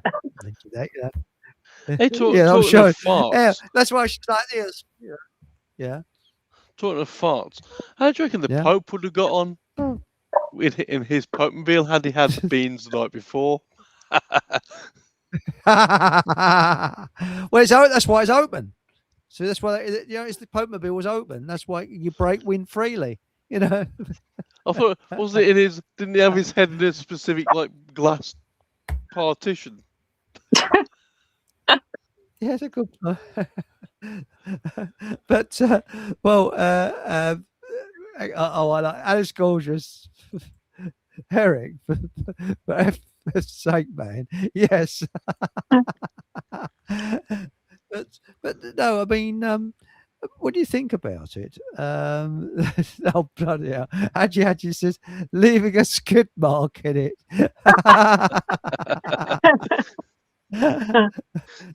But no, I mean, I was going to say something about flatulence. What was it now? Yeah, it's yeah, a big stink around the area. No, that's the thing. But when I used to go to work by train to London, if I sort of, shall we say, had one bean too many or something like that, and there's a horrible smell came up, I've got the technique of giving somebody a filthy look so that it took the guilt off of me. So, oh no. Fill the seat before you get off. Well, one place I worked, there's one bloke who was bleeding obnoxious. They didn't like it very much. He went to go to a meeting. So someone had, they put these like smoke things down drains to see where the flow is going to. You know what I mean? If they're trying to trace a great drain, what they do, they put like a smoke canister down the drain. And there's a couple hanging around the office.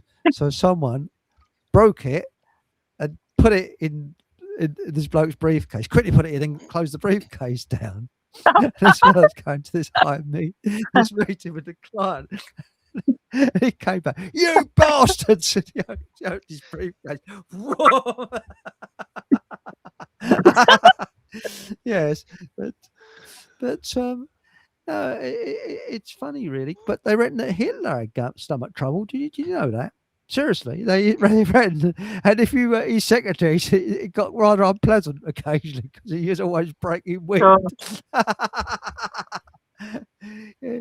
Probably that's why he's doing this all the time, so here, Maybe that's why he had that But, funny no, moustache. it could have been to take the smell Yeah. away, so he didn't smell it. Because my mum used to say, a man that can't stand the smell of his own farts is a coward. Yeah, but that must have been a situation in the army, Steve. Did you ever have an occasion where you're just creeping up on the enemy and it's all quiet and somebody had one bean too many? Does it ever happen? That's all we've done in the army was fart. Fart and drink beer. Yeah, of course. I suppose you could. Oh, farts. Sorry, I missed that. What's this? Now, what's this? Gypsy Freedom. Yeah, I just get books says, go out and come back in on a boat. Get rid of the ID. Yeah, that's right. That's the point. In Spain, have they got any problems with people coming in on rubber boats and things like that? I thought couple of weeks ago, I thought I saw something on social media about that, but not really. I think it's probably more on the coast, or I don't know. Do they come in from Morocco? Do they? Not really sure, but not here at the moment because we're 45 minutes in from Malaga, so we're kind of inland. Oh, I don't yes. really. But have they got? Sorry, Eric. It's the. I'm sorry, I chimed in No, on don't you. worry. I'm terribly sorry. But then I was going to say, is the Kalergi plan in action in Spain, or isn't it so noticeable? I don't think it's as noticeable. But my brother was telling me about Italy when they had illegals. He said they just deported them straight away, and they're in the European thing with human rights. So he doesn't understand why Italy do it, Britain doesn't. I don't know. So I can't explain that. I actually think, well, they're invited over here. Oh, that's yes, the thing. They're invited yeah. over here. And I think that's so as well. Yeah, that's probably true. It's all deliberate. That's why it fits the political agenda and their the UK more. Right. Their political agenda does not include freedom and peaceful coexistence. So again, this is why these are taking place. If we I notice it's a totally different energy in Spain to UK now. UK is just like a melting pot. I kind of feel, I'm not near the 5G as such because I'm, I live in a field, but I'm, surrounded by trees and everything. Well, that's nice. Yeah, it's like a green island. It's half a mile back from the road. Yeah, so it's lovely. Oh, lovely, Jumpy. Yeah. That really is nice. And I mean, my family all come from. I mean, my cousin was in where was it? Near A Bridge and places like that. And Harlow. My dad was brought up in Harlow.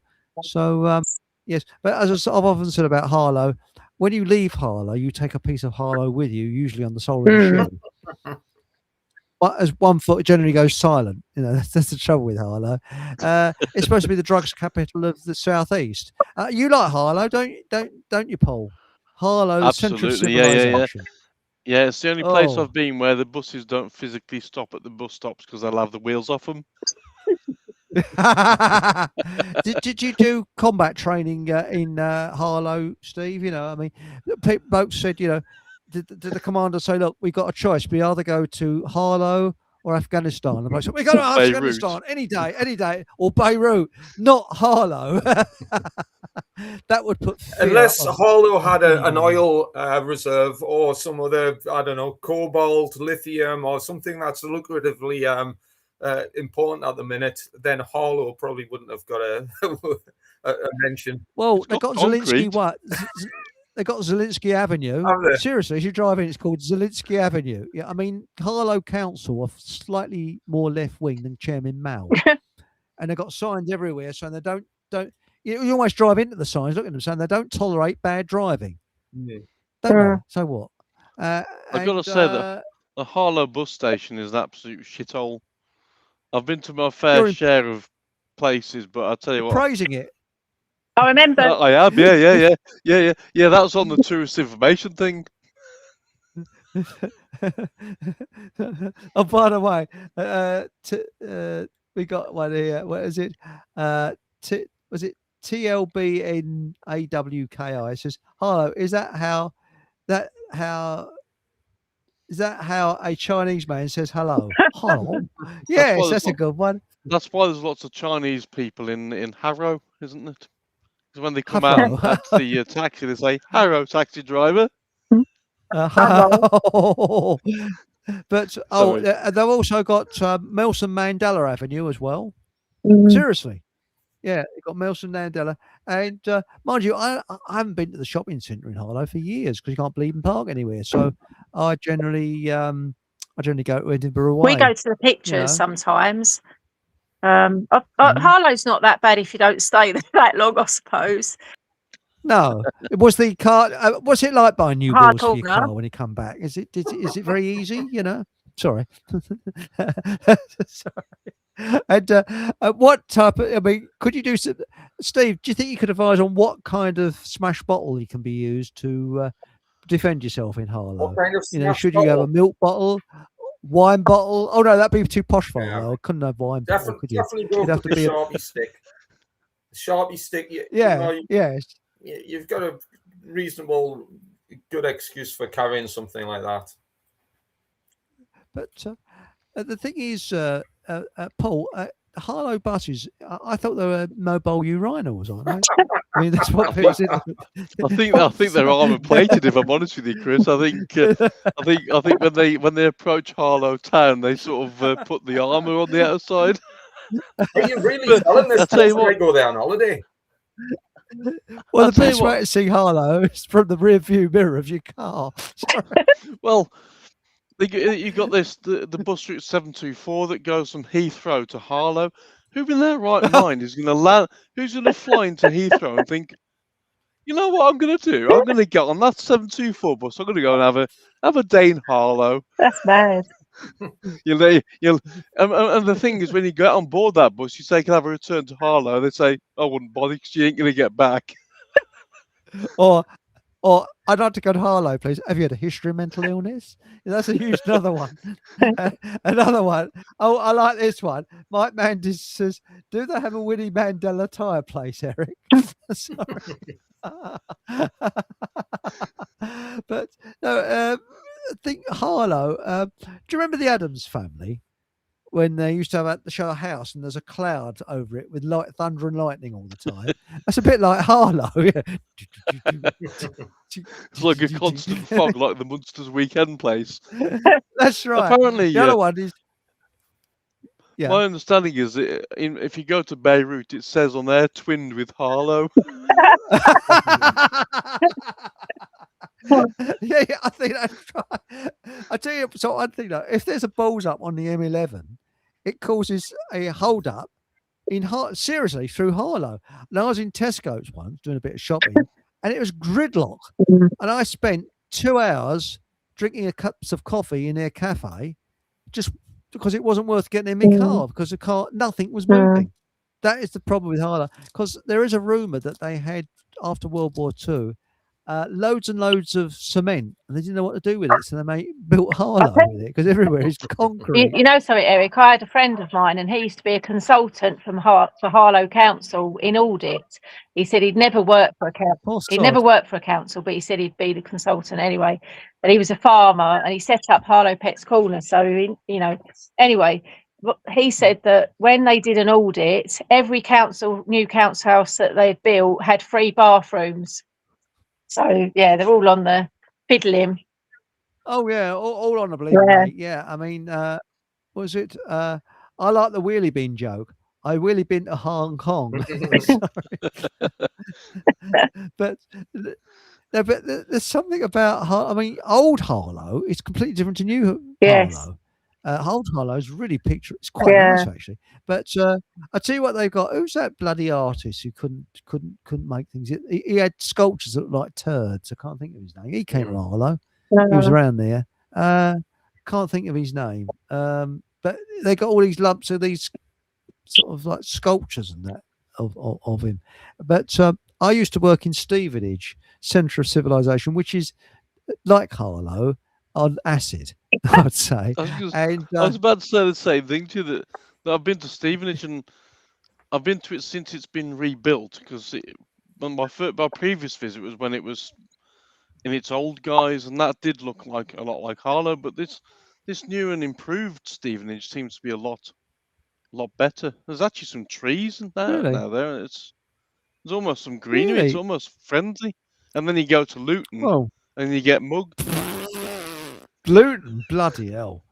But no, my sister and brother-in-law live in Stevenage. That's why I haven't been there for a long time. but no, I used to, as I say, I used to work in Stevenage, and it's a sort of there's this statue, like a concrete thing, looked like a nude woman or nude whatever. And every Monday, it's great walking past it because people will get pissed in the pub, and they used to put stuff on there. Like, for example, someone got some chewing gum and a cigarette, put it in the statue's mouth so it looks like it's smoking a cigarette.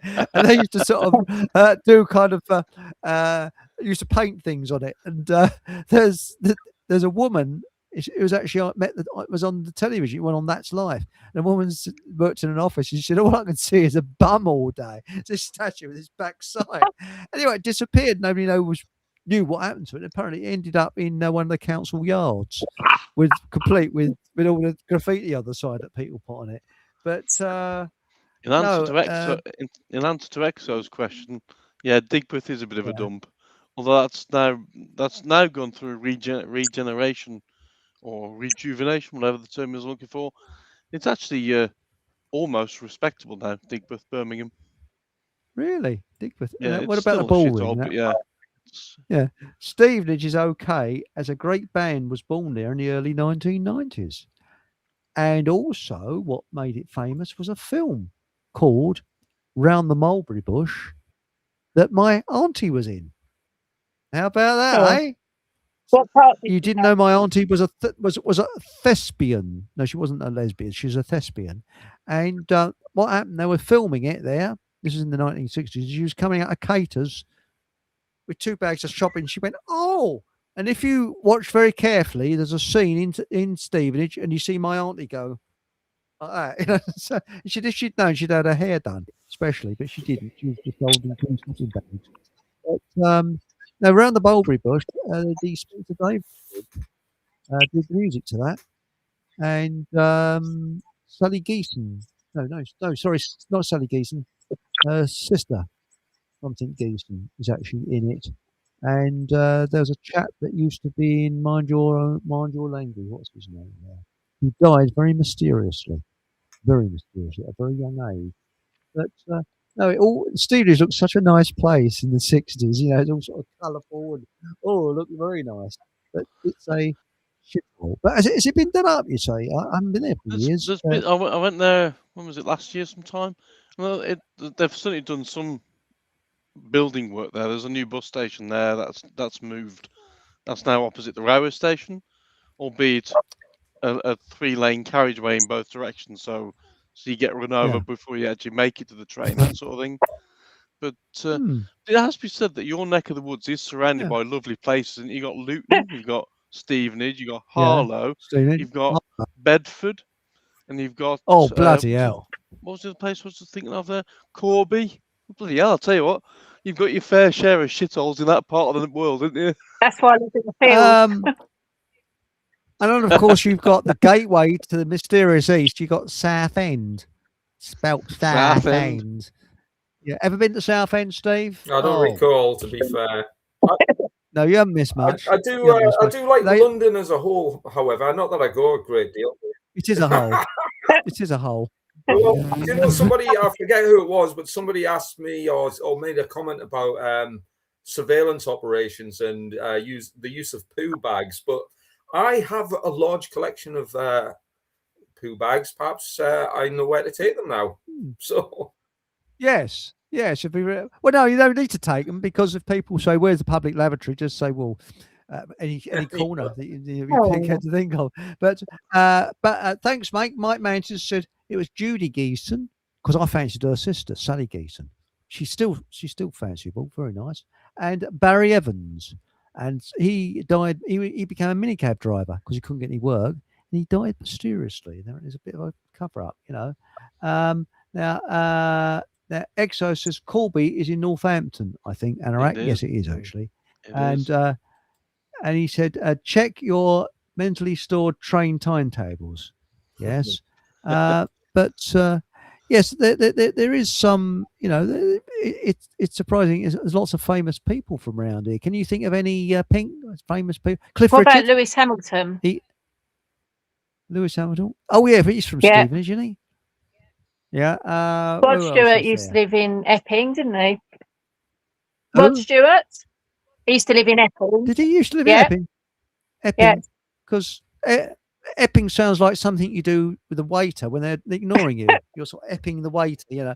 But no, Rod Stewart. Consider Epping to be quite posh, to be fair. I mean, it's it's nice, it's lovely. Quite posh. I mean, Epping's lovely. Yeah. It's as far as you can get on the central line. Yeah, it's quite a jaunt out of. You got to go through lovely places like Chigwell. Yeah, it's like Chigwell, yes. like a trip down the BBC, like Grange Hill. There's a sign up at, I think it's Ongar Station, says, "We're very posh round here. We get out the bath to go to the loo." So they're very posh, you know. So it's a terrible one. But did you know? I think it's at Ongar. One of those stations. They've actually got what are those things that sting you? Secret bunker. No, there's a horrible thing. Scorpions. Thanks, mate. There's actually a breed of scorpions that's only found on that station. Is there? And they're harmless. They won't sting you. They're harmless little tiny things. Yeah, and they don't know why. It's just that station where they thriving. But there's nowhere else. There's a Preserve Railway there, you know, that took over because Ongar used to be part of the London Underground, and they closed a bit from Epping to Ongar and North Weald. There's now a Preserve Railway there, but it's got proper trains rather than underground trains. So it's a little claim to fame. Now, not far from says, really? Shenfield, yes. All the North Londoners I met through Epping Forest was a day out in the country. Yes. Well, we're both originally from North London, but I'm now posh Hertfordshire. Yeah. And you're just on the border of Essex, aren't you? No, I used to live in Epping, and then when I got divorced, I bought my land. I've got 10.5 acres in Broxbourne. Well, it's classed as Broxbourne. Oh, you're in Broxbourne. Parish of Cheshunt. I'm literally down the road from you. That's why I know about Bread and Cheese Lane, because we're round the corner. Bread and Cheese Lane. Yes, Appleby Street. I used to have a bungalow in Appleby Street. Yes. Do you remember the Woodman stores? Pardon, Eric? Remember the Woodman stores there? Yeah, Lena's. In the post office. Yeah. Yeah. I was quite friends. I was friends with them. Yeah, they're still there. Still live there. See? And when I actually helped them to fight Tesco's, who owned up that right on the road. Don't worry. In a little town where I belong, there's a most accomplished fellow. He's the leader Very nice. National anthem. Do you mind if I join in? Yeah, have a sing song.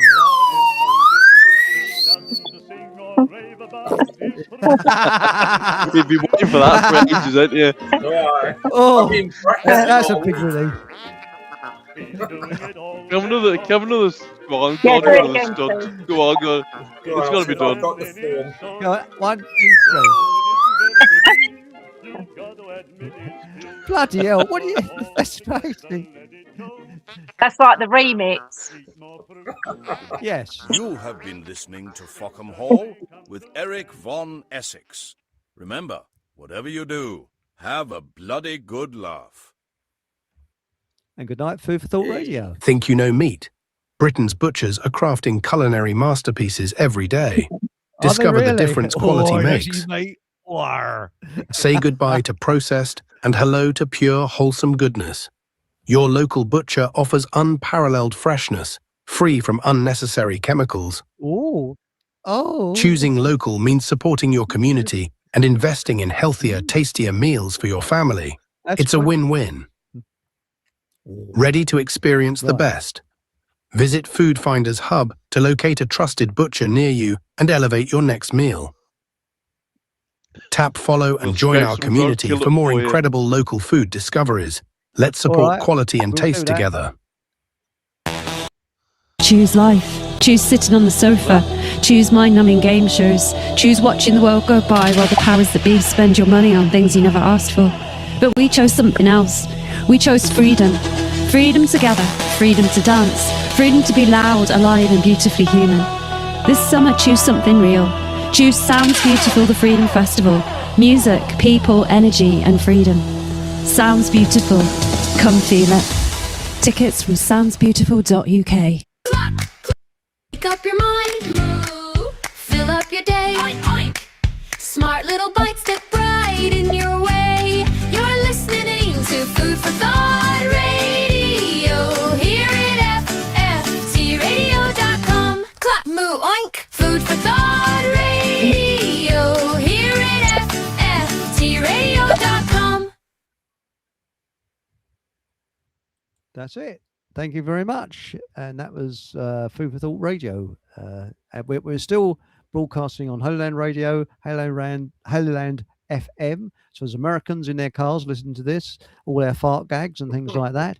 And there's we're on Rumble. What else? I think we're on Telegram and we're on YouTube as well. So you were saying, Pink, so you know all round here as well. Yes. And you know, they're talking about butchering there. You know about the gay butcher whose partner left him because he put his meat up a couple of coppers. Sorry. And,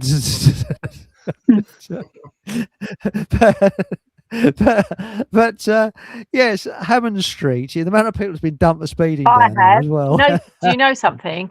Yeah. My ex-husband used to sell Mercedes, and once I was going quite fast on the M25. Then the next day, I got done for speeding in my Fiat Panda, and I got 3 points Oh, dear. just on a normal Oh, road, you know. But it's weird, isn't Yeah. it? But why should it be when you think about it? If you're driving safely, Yes. which we do, Yeah. it doesn't make any difference. No. And as you say, Steve, you know, you haven't done any injury, loss, or harm to anybody. So why should someone thieve I off of know. you for that? It's just a Yeah, complete load of exactly. old. I mean, this is why the whole system of government and its enforcement, because in order to enforce or in order to let's say get some policies, political policies on how other human beings live and operate in the world, well, you have to use force to apply that. So as far as I'm concerned, speeding tickets can go and do one. In fact, the whole, I want to get rid of and abolish the entire police farce.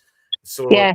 never mind agree. just speeding tickets. So speeding tickets can go and do one, and the people who are enforcing these need to do one as well. It's blackmail, isn't it? And also, I do not believe in driving licenses. I don't Yeah. believe in a driving test. I don't believe you should do anything like that. You should own your own vehicle.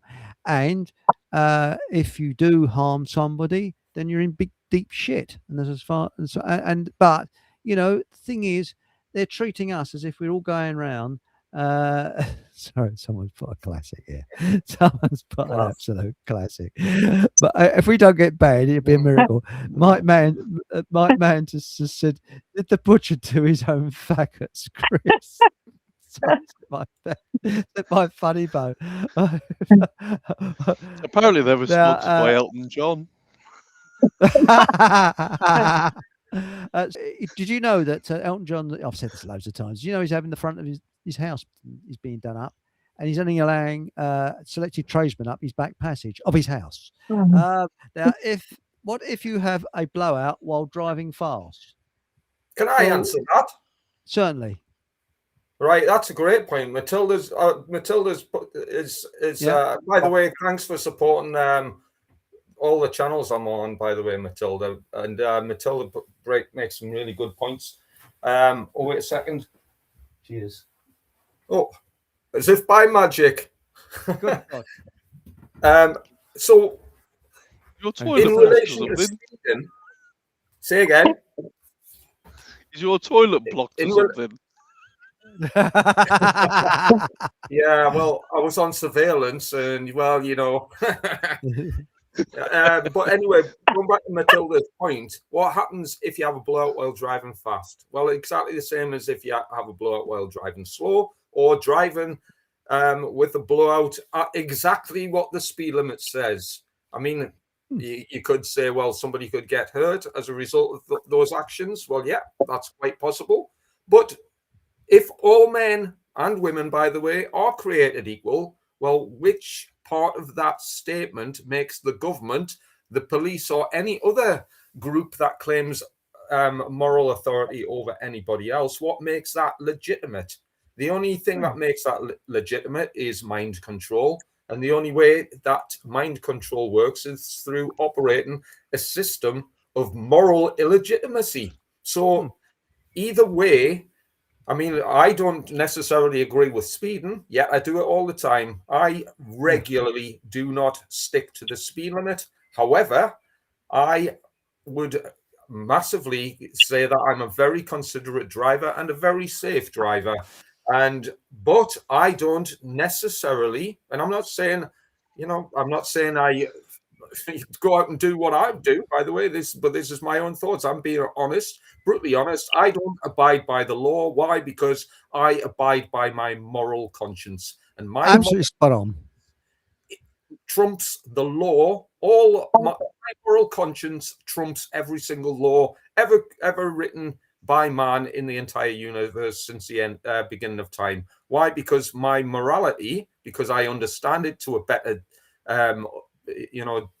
detail since towards the latter end of my career in the army, understood, by the way, and that makes me an immoral piece of trash, by the way. So I've learned morality the hard way, but I'm able to exercise my conscience based upon objective morality. And when the whole human race can do that, well, guess what? You'll find that there'll be less harmful instances occurring in the world because people will have thought and consideration for others. But just by driving at 30 miles an hour in a 30 zone doesn't necessarily mean that you have got a moral conscience. It just means that you are following what some other bloke has told you to do. Otherwise, he's going to brutalize you or imprison you, fine you, or acts of violence. And also, I got this problem with uniforms. Why do you think dogs go for people in uniforms? Because they got this now. It's very good. We got this peace officers thing. Very good. I put a tick box in that. But I am very uncomfortable with their. I said this on Telegraph, on my Telegram channel, not Telegraph. I don't like uniforms because directly you put a uniform on a person, they change. It's a sort of a human thing that they change. And I think the order. Sorry? A high vis, that's it. Mind you, see, I'm a keen driver as well as a keen cyclist. But the trouble is I cycle like I'm a driver, like I'm in my car. So when I come to the traffic lights, I wait for my turn. I don't go right to the front. I wait with the other cars. It sounds a bit weird. Anyway, back to what we were saying about uniforms. I think the Old West had it right. The sheriff had a badge of office. So when the outlaws came in, he was the tough guy. helped, that saved the people, and he put his badge of office on, and lay down the law or whatever, or say you're not wanted here, piss off, or something that do us to that effect. And then when he's finished, he'd take his badge of office off, and he was in the clothing that everybody else was wearing. That's okay.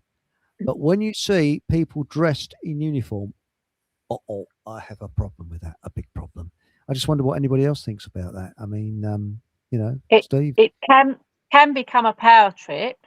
Yeah. However, recently I watched a really lovely video on, I don't know, it's YouTube or something. In America, a policeman did a traffic stop, and this lady, she was really frightened of the police, had bad experiences, didn't like them, and he said, "Oh, I can't," he just pulled her over, and for whatever I can't remember the reason now, but she said, "Oh, she started getting emotional and crying." And he said, "Oh, how can I help you? It's not a problem." I can't remember what actually why he stopped her, but in the end, he said, "How can I help you?" And she said, "He said, do you want a hug?" And he gave her a hug. She got out of the car, and he was really lovely guy. I don't know, maybe the reg plate. I can't remember why he stopped her, but yeah, they're not all bad, are they?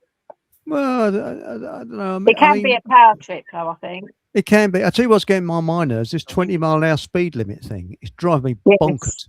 Yeah. But I do like it when I cycle through the old ponds and there's a hold up and I go down the bus lane on my push bike.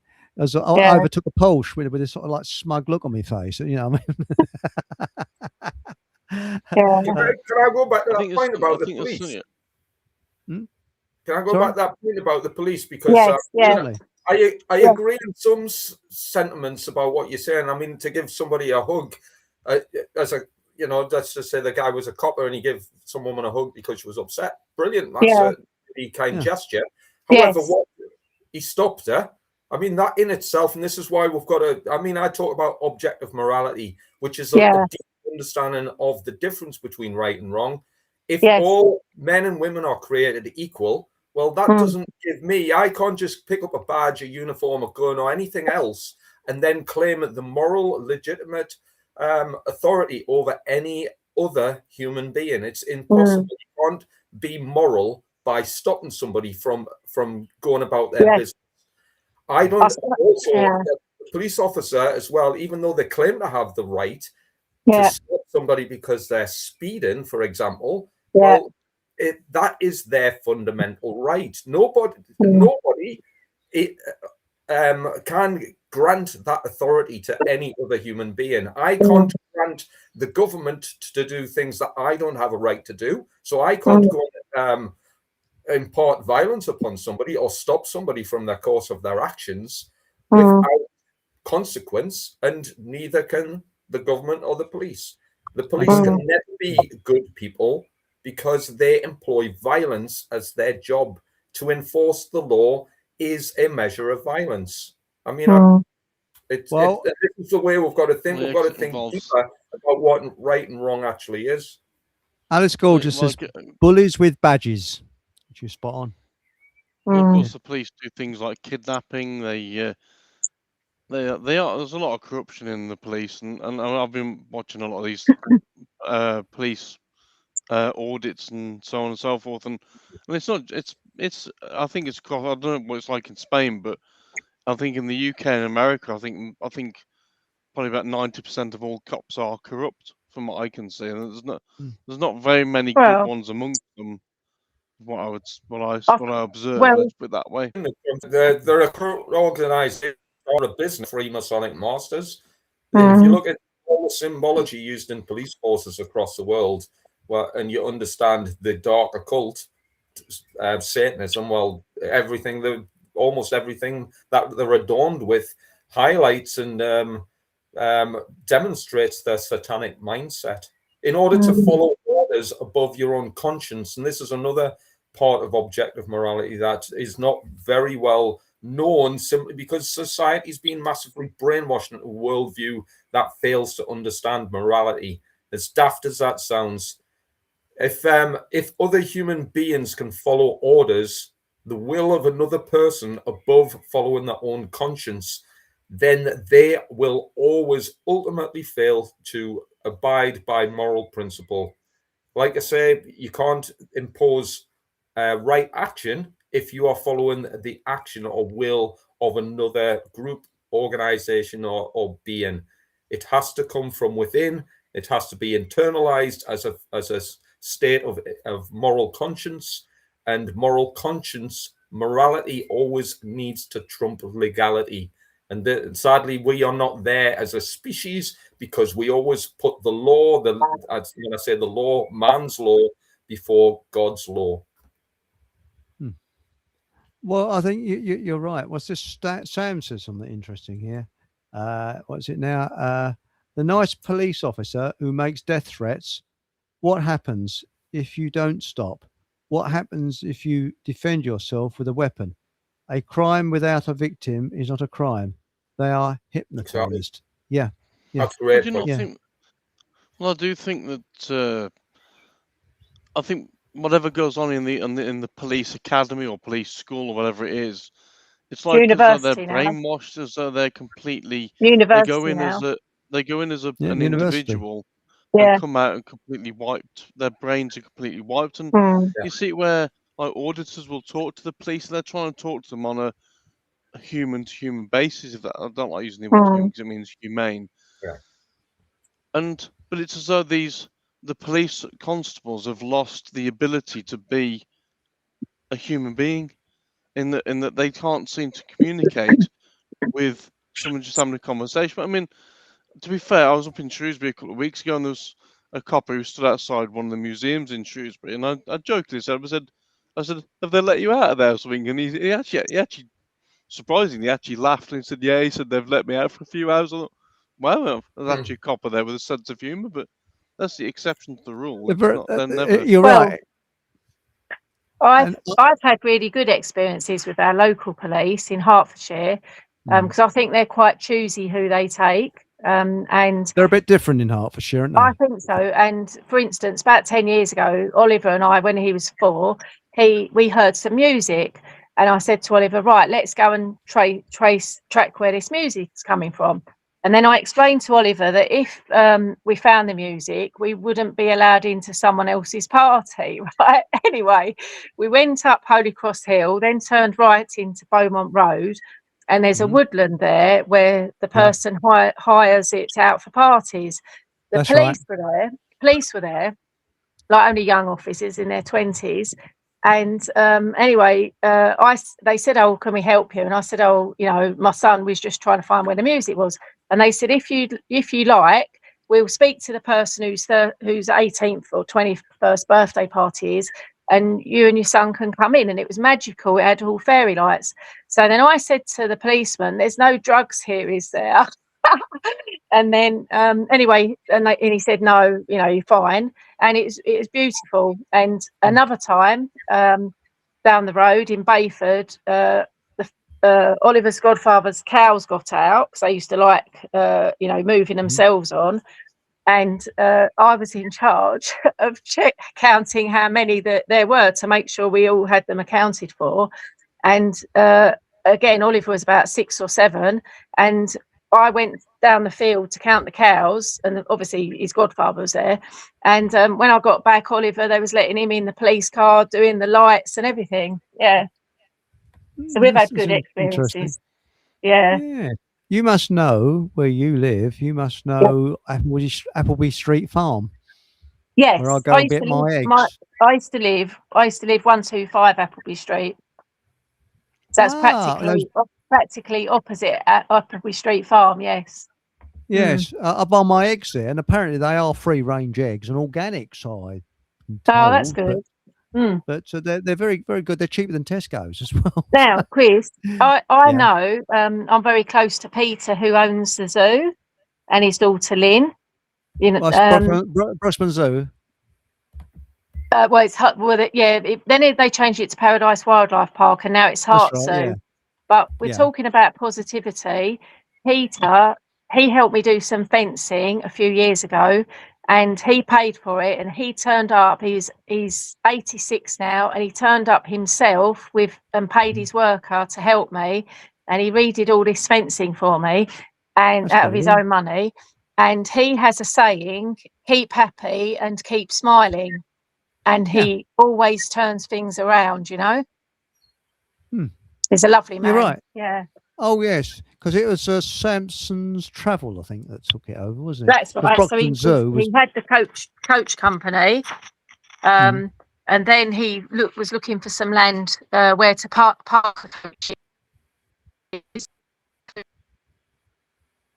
Sorry, you're breaking up. I can't hear you. You got some land, and that's all I heard. No, I think we've lost you there, Pink.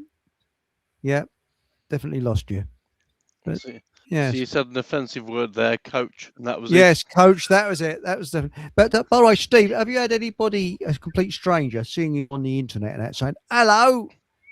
That I mean, I've had it a couple of times. Have you had it yet, mate? How do you mean? Well, you'd be walking along and someone say, "Hello, Steve," because they've seen you on the internet and you don't know who they are. Oh, you mean people have recognised me in public? Yeah. No, I can't say. I've had it twice. Even my own family don't recognise me. Well, I was in Tesco's and a girl said, "I know you." Really? Yeah, I know you. Yeah. And she, Eric Von Essex. You on the wanted poster outside. Well, hello. And I was actually in the market, and someone shouted out, "Eric!" But yeah, it's funny that because it's a small world as they say. But anyway, tonight has gone pretty well. I don't know what it's like where you are, Steve, but it's baking hot down there. I think it's a bit cooler where you are, isn't it? Because you're it was lovely yesterday, red hot. It's cooled down. There was a little bit of rain earlier. I think the weather forecasts are hyping it up because they said, "Oh, it's going to be red hot."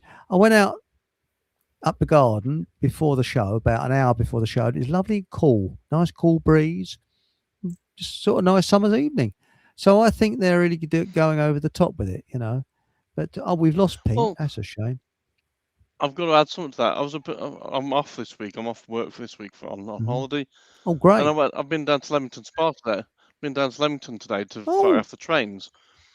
And this is where I get really pissed off at our country, right? It's been warm today, okay? So things naturally get hot.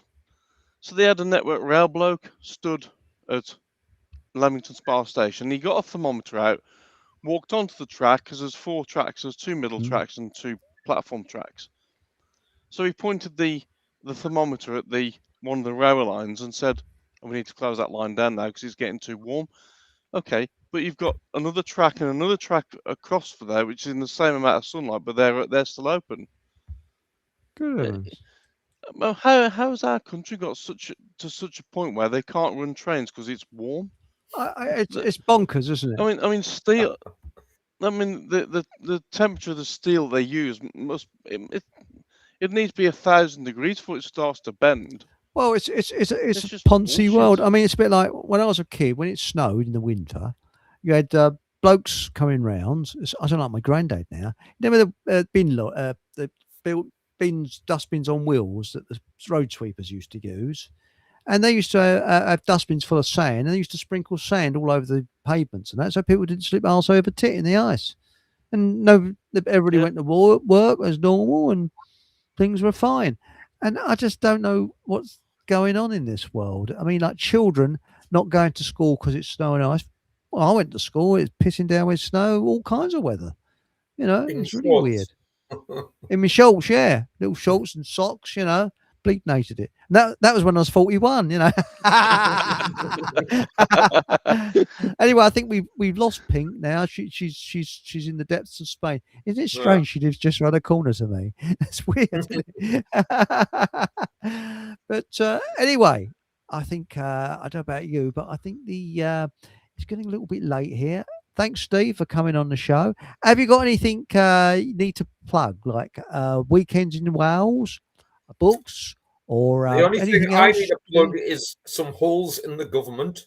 But yes, it's for those who think that it's a big win that Keir Starmer has left today or resigned or whatever he's done. I haven't caught the news. It's just another smoke screen.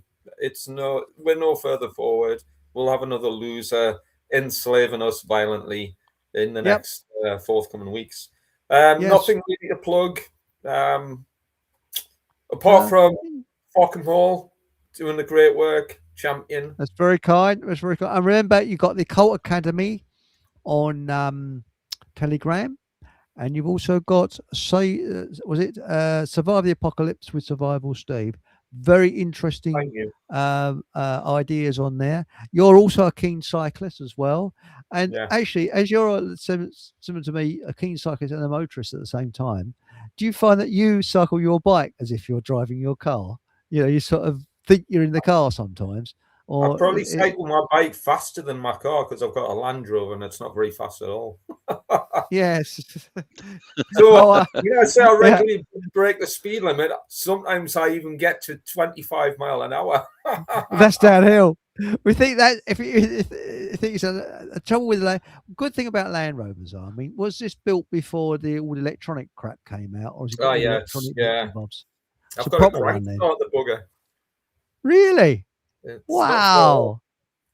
There's a bloke, there's a mechanic that works on one of my neighbour's cars, and he's got a 1966 Land Rover. And you can almost hear it coming from miles away. You know, I mean, that separates the men from the boys. That's a proper Land Rover, you know, like yours is a proper Land Rover, you know. But I like chunky cars, and quite honestly, I still think diesel is the best engine. Is yours diesel or petrol? Diesel, yeah. But the trouble is, sorry, carry on, mate. No, nothing exciting. But you know, you can run a little bit on chip fat diesel. Yeah, I've heard. Yeah. I'll take some. You got some going. Have you always gone for Land Rover? I mean, I think they're fantastic cars. I've had a couple. Yeah, mine's knackered at the minute. So. Oh bloody! What's happened? Is the engine buggered, or is it the bodywork? Yeah, the engine's been buggered for years. So. Because never mind. Well. On the trip back tonight, I was talking to a chap on there who worked for a company that was promoting electric vehicles, and he said that the amount of people that I can't remember how many people working in this place, but only 3 people have actually got electric vehicles. Everybody else has got a diesel or a petrol car. Yeah. Says it all, doesn't it? Well, people who are working in this industry and they don't believe it themselves. Exos has just said an electric Land Rover would be a bit crap, more than a bit crap, a lot crap. I mean, the fact is they can't get it out of their thick skulls. Electric vehicles, I haven't got a problem with for local going down the road with lead acid batteries, not a problem at all. About 5 or 6 miles down the road and it's pissing the rain, fine, ain't got a problem with it.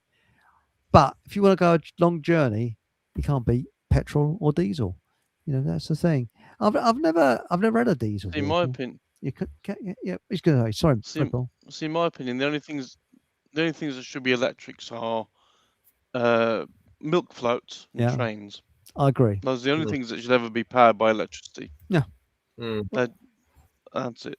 I agree. What about diesel electric trains? Are they much cop? Or yeah. Well, most of our modern any modern diesel locomotive is diesel electric. Yeah. It's just a very efficient way of getting the power to the rails. Well, obviously the surface that they're running on is very low friction. So diesel hydraulic. We used to have diesel hydraulics years ago, and that was there's more power at the rail head because it's physical power from the engine straight through to the transmissions, etc. But diesel electric is very efficient, a very, very efficient way of moving heavy goods and stuff. Yeah. And those bloody great things, I don't know what they're called, those huge things. You know that train that was involved in the Great Train Robbery? Yeah, it's a bloody great engine. Oh, the Class 40, yeah. They were butch, weren't they? I mean, he got one of those. That is really the business. You know, I mean, that's what you call a train. I mean, I remember when I went up to, was it Leamington Spa? And they had all these Virgin sort of trains all plush. And I said, excuse me, what platform do I go to? And the bloke said, it's over there. And I went over to the platform, and all I got was something that looked like they just raked it out of the tubes. There's this sort of thing. I thought, it's not even going to make the journey, is it? It's not even going to get out of the station, you know. Oh, hello, Pink. You're back again. This is Yeah, that's sorry, my progress, battery isn't went. it? I mean, the old, Sorry, mate. You're saying, Paul. Sorry. yeah, it's progress, and the old stuff was reliable and decent and Yeah. built, designed to last. Hmm. And That's now right. it's everything. I was looking at some of the trains today. I mean, at Leamington, there was a Class 165, which won't mean anything, from 30 years ago, and a Class 196, which was built in the last 5 years. And they look exactly, they're pretty much the same thing. And you think, well, that's 30 years difference, and there's no real That's right. progress. Look at It's just, cars. I mean, I got a we need nine. to get back to we need to get back to the old order, get the old locos back out, and they just worked. They're far superior. Well, And you're if they- right.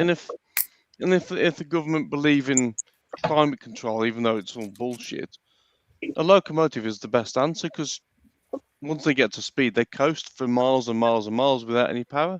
It's far Yeah, superior. I agree with you. And I mean, my Toyota, it's a 1989. There's only, I think, 5 with a modified front wing now. And the only person to blame is me. But no, my Toyota, I mean, it was immaculate condition. And that is really built. It's got it's got all the bells and whistles on it. I've got a moon roof, electric windows, disc brakes all round. Goes like shit on a shovel. And I love it, you know, and you can repair it. You can get to things. It's as I say, 1989. With my smart car, it's not so easy to work on. It's a 2003, but quite honestly, I don't want loads of electronic gadgets in it. More can go wrong. I just want a car that I can drive along with. All you really need to know is your speed. And if something, I mean, you don't really need to know whether your brakes are failed. You soon find it out when your foot goes to the floor and nothing happens. You know if they're not Yeah. working. But actually, Pink, as I say, you're now a mega star. So you know, when you walk out, people will be saying, "Oh, hello," to you. Because I say, I've had I've just had 2 strangers, one in Tesco saying, "I know you," and someone up the market said, "Eric," you know. So that's it. So you'll have that. You'll have to get used to the fame, you know. But that's why I'm incognito. Really, my No. auntie had that, but she, no, my granny had it, and she got ointment for it incognito. It's very bad. It's very embarrassing, you know. but you think about it, I bet you're really missing Cheshunt now, aren't you? You know, land of Cliff Richard. Hi there. And do you know there's a place called Cliff Richard Court? Seriously. Yes, there is, isn't there? Yes, I can't stand him. Do people not talk anymore down there? Nice one. Well, what got me though is it's an old people's home, I think. So, oh no, it's Clifford. But I'm missing my animals. I'm missing our dogs and our horses and things. Yeah, but I thought you was talking about. I was thinking about the local market. You're missing the animals. You know, sorry. But that's the wild animals. Yeah. Yeah. Oh, bloody They're hell. going to build 1,200 houses next door to us. So we're going to go from one. They're going to go from one sort of wildlife to another sort. Yeah. Is that? Oh, really? What, up near Bread and Cheese Lane? No, I'm Holy Cross Hill. Holy Cross Hill. Holy Cross So, Hill. Holy so Cross Hill. basically, what they're doing is if you cut through. I think we've lost you. I think you're lost. We cut through somewhere. I know they're just build all the time. You know. Well, we've got to get these people out those hotels. I mean, they must be cramped in poor conditions by now. So, well, they've been in hotels around where I live. That's a smoke. Yeah. Do you not think that's a smoke screen on the back of what we were talking about yesterday? Yeah. That. Because I mean, I've said many times that the population, I think, is reducing massively on the back of the arms spears and so on. I agree. And by bringing in these illegals on boats, it makes people think there's more people here than there actually is. But if you take them away, then the population is very much reduced. That's right. And it just makes you think that if that is that the whole purpose of this, to again with all the house building. I mean, they're chucking houses up left, right, and centre. Yeah, yeah. Make people think there's more people here than there are. I think you're right. And I noticed there's an estate built next to where I live on a field, which could have been for food production, and they took ages to sell the houses. They just couldn't sell them. Absolutely ages. And you know, it's probably the same where you are in Newcastle, Steve. Building with bloody where. I mean, it's just everywhere's getting built upon. It seems to be the national, you know, occupation at the minute. Building, yeah. right? And they're shit buildings. They really are shitty buildings, you know. Anyway, I think they're all the same, aren't they? They all. It's like they come out of a. It's like they come out of a.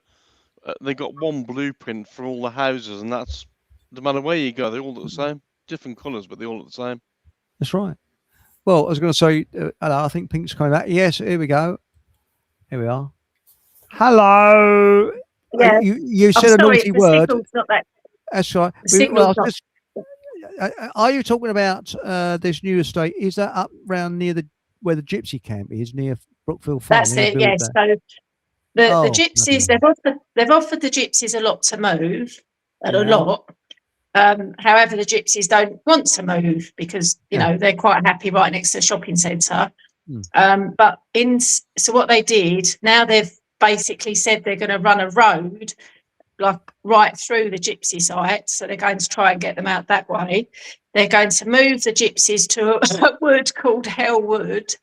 That's what originally they were going to do, but I think now they're going to put them right next to the police hub, which I think is interesting. Oh, that's going to be very interesting. I know, yes. So I'm going to have we're going to have a primary school next door to us. Oh, lovely! I know, and the kids screaming and shouting. That's going to be a very peaceful afternoons. Yes. But what was I going to say? At the moment, I've got neighbours because I've got all the gypsy copse near us, and it's beautiful. It's like herds of horses, and you've got the lake, like a Roman lake and stuff. And so you know, we're going to get a different sort of wildlife.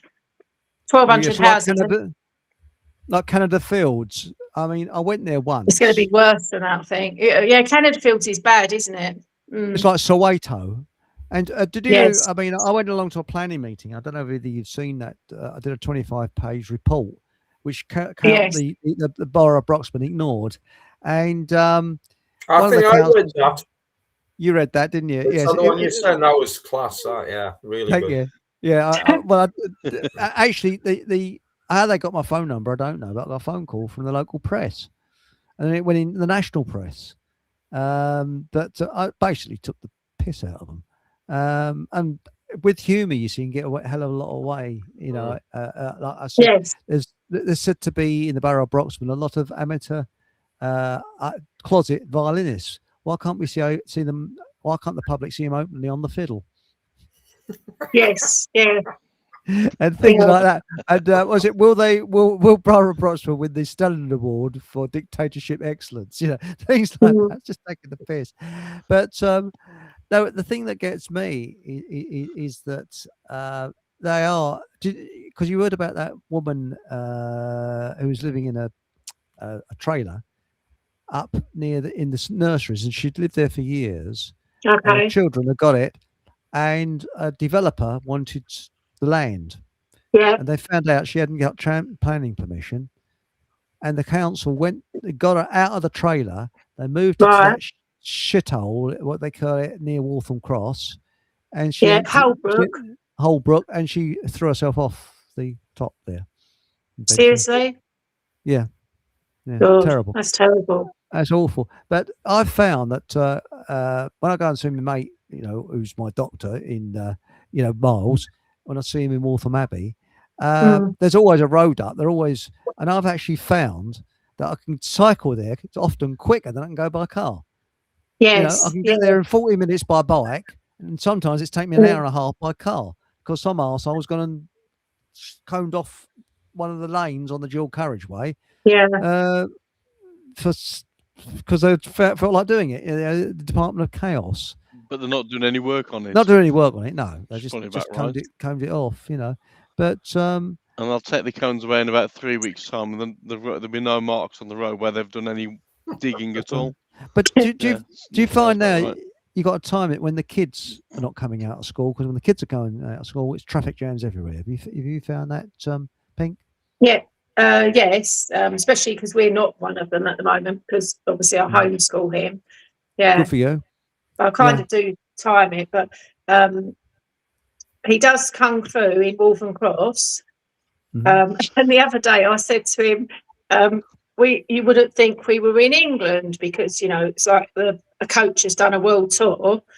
And my son said, well, no, he said, you've only got to listen to them speak, and they're speaking English, and then they're not. Yeah. Well, as I say, this is why I live in my own country called Fockham, you see, which is circles around, like the television bloke comes, television license blokes knocked on my door, and I said, you need an entry visa. What? I said, this is a separate country, Fockham Hall, so you need an entry vehicle, the entry visa. Really? It's £100,000 might get the visa.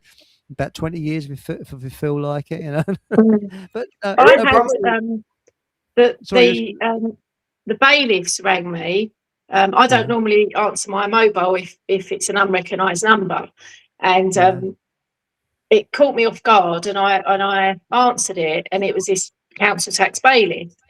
Because although I'm up to date with council tax now, I do owe them £3 because I was paying it April, May, and June, and then it is such a lot of money. So then I think, well, I paid some of it. My son's not even in school anyway, so what am I paying for? Anyway, this bailiff rang me, and he started off really lovely, and then as soon as I said, I used to work for London Borough of Enfield and housing benefit council tax, and I said, I'm not going to pay that. He said, he started shouting at me. And he was shouting at me really bad. And then he said, I'm going to arrest you, and I'm going to issue 2 warrants for your arrest. 2 warrants, because there was 2 separate years. You can't do that. And so I rang Hearts Police, and I said, what's he talking about? Is he going to arrest me? And then let me go and then arrest me again. And they said, it's rubbish, Yeah, they just talk rubbish, but they threaten people. It is horrible. Yeah. If you're... well, again, if they've got you in a little box, because that's what I've always thought, they just want you in a box where they can bill you and you can't get away, and they have you watching a box, don't they? Eating out the box. That's right. And Steve, you was going to say, mate, sorry. Sorry, Steve. Well, no, that was far more important than what I was going to say, because I was just going to say in the borough of Fockham, how many separate districts have you got? Because in London, including Greater London, you've got 33. I'm just wondering, have you considered that? Well, what you see, wherever you are can be Fockham, so you can be living in Fockham as well. And Pink and Paul, you could be living in Fockham, and it's like little islands of Fockham. And even in America, you could have like little separate entities of Fockham. And this is why, look at an embassy. An embassy is part of another country, isn't it? And you're not allowed to step into it. So we're like little embassies that are going all over the place. And we gradually build up and say to the government. So that's it. I mean, I might send. There you are. I might send my council tax. What do you call them? Nasty letters, demands. Yeah. I might send them to Fockham Hall. Yes, redirect them. Yeah. Redirect them. Redirect. Look, if you send it to the PO box at Fockham Hall, it goes straight into a shredder. That's right. It's actually attached to the letterbox. It'll save me. And then below is a rabbit. Below there's a rabbit hutch which then shits all over it. But it's quite nice, you see. I mean, what I liked is when they had the lockdown, I felt like royalty because I was walking around without a mask on. People were getting out of my way. So make way, get out of my way, get away, sort of peasants. The best thing is when I was in Waltham Cross. I do go to the posh places, Lidl's, and there's a queue, big great queue. I started coughing. A bit myself walking away. And It is when amazing I got, how yeah, it's amazing how people used to jump at that, and yeah, you stand behind them and you can go, and they'd run a mile. I think, bloody I hell, know. I'd But be better at walking in with a load of hand grenades strapped to me chest. A friend of mine, she doesn't like people much. She just likes her horses and stuff. And she said, "What was it? How many meters did we have to? Were we meant to be away from?" 6 foot, wasn't it? 6 Yeah. foot. So she said she liked that distance, Yeah, like all the yeah, time. but 6 people 6 foot apart for 6 months. yeah, Just saying. but Oh, when I went to okay. but I had a funny incident. The cashier, Edmund, it was a bloke, said, "Could you step back, please?" So I leant across and said, "Pardon? Could you step back, please? Pardon?" Sorry. and Barclays Bank, that was the other one. This sort of tart came over to me, and I thought it was a bag. I thought it was a box of Scotties. Because the bloke who was standing behind me was a bit whiffy, so I thought it was a Oh. box of Scotties to wipe your bum on or something. So he said, "Oh, the mask." I said, "I'm exempt." Why you're exempt? So I just noticed it said that it's illegal to ask if the person's exempt. So I just showed her the notice and just walked straight off. But but somebody mentioned that they would say that they have what is it? They're exempt because they have FFB. And apparently, a woman went FFB, yeah, fully functioning brain. Oh yes, that's a good one. Yes, that. But I'm wondering whether we're going to have another lockdown, and if we do you find the idiots still doing the same? They're Well, probably, it's funny when somebody's driving a car and they're on their own and they've got a mask on. yeah. Oh, well, my neighbour did that. What was it? Now Scooby D2. Sorry, mate. You carry on. I was going. Yeah, I was gonna say, I noticed that that was even. It isn't just cars either. Even down to, I was at Stafford a few weeks, probably about 2 or 3 years ago, taking pictures of the trains, and they ran this locomotive on. It was hauling freight, not passenger, and it said on the cab, "You're not allowed in this cab unless you got a mask on." So there's only one person in there. It's the Oh flaming no, driver's in the cab, that's and funny. nobody else. What's he need a mask for? Yeah, I it's know. totally mental, isn't it? And Scooby D2 says, "I live in the kingdom of Elmet in Skyrack, Wapentake, part of which is now more commonly known as Headingley, you poor sod, which currently has some of the ladies' T20 World Cup. In fact, one day on way out. Really, not many people know that. And I kind of bumped into Joe Root, who's he, who was nice enough to say hello and was very down to earth, polite and decent. Who's Joe Root when he's out? Anybody know Joe Root? No, no. Not sure. Oh, No well. idea. Yes. Anyway, oh, you poor sod. I did live in Essex for a while, though. Well, we won't hold that against you. Someone's got to live there, you know. But no, I tell you, But you escaped, obviously. that's right. But did you hear I don't know whether it's going to go ahead. Did you hear the idea that there's going to have a 20 miles an hour zone from Waltham Cross right the way out to Hoddesdon on the old road? Really? Yeah, that was what I was playing. Whether they're going to go ahead with it or not, and that was I heard that a couple of years ago. But I just it's unbelievable, and what they're doing around Cedars Park is terrible. What do you think of that data centre that they're building around there? Because I see it. Well, when I go on my that was bike. right next to Oliver's old school, and really, when I pulled him out, I was quite kind of glad because I don't know Yeah, whether that's too healthy for you. Is it to be next to that? I don't know. I don't know. I don't think it would be too healthy because it's got no windows in it. No. And the security around there, I mean, it's unbelievable what they're doing there. God knows. I think it looks awful, doesn't it? They've It's an taken, abortion. yeah. I mean, all the Canada geese that used to graze on the grass there. Obviously, there's That's no right. grass there now. They all just go on the playing field of the school now. But of course, the school used to be a farm. Then that That's used right. to be my old school Merits. years ago. And my old school, horrible people knocked my old school down, because you know, all that brownfield rubbish that they say, oh, this is brownfield. So obviously their plan was to build the houses. The houses they've built are really ugly. And it breaks my heart, really, because we used to have a nature reserve and it was lovely, my old school. So, I think then they got the farmer who was where they moved the school to. That farmer, I think he didn't want to go. I think he was a long-term tenant, but obviously they didn't care about him. Yeah. Sad. Look at Euler's farm. That's gone. And that's a wasteland now. I don't know what that's going to be. Was that going to be a film studio, Chris? It was, and they didn't go ahead with it. And do you know that Poundland was kicked out of Waltham Cross because they're going to turn that into a hotel to house the people who go work in the film studio, but that didn't go ahead. So, but I mean, that's probably going to have houses. Do you think? Oh, it probably will have. The latest one is they're going to move fish pools to this new shopping place, and that's going to be flats. Oh, really? Oh, okay. They can't help themselves. They can't help themselves building everywhere, can they? They just. Well, they can't. There's a couple of councillors that I can't stand. I won't mention it on air, and I won't mention. No, don't mention it. No, I wouldn't. So there's a couple. Well, no, I won't say.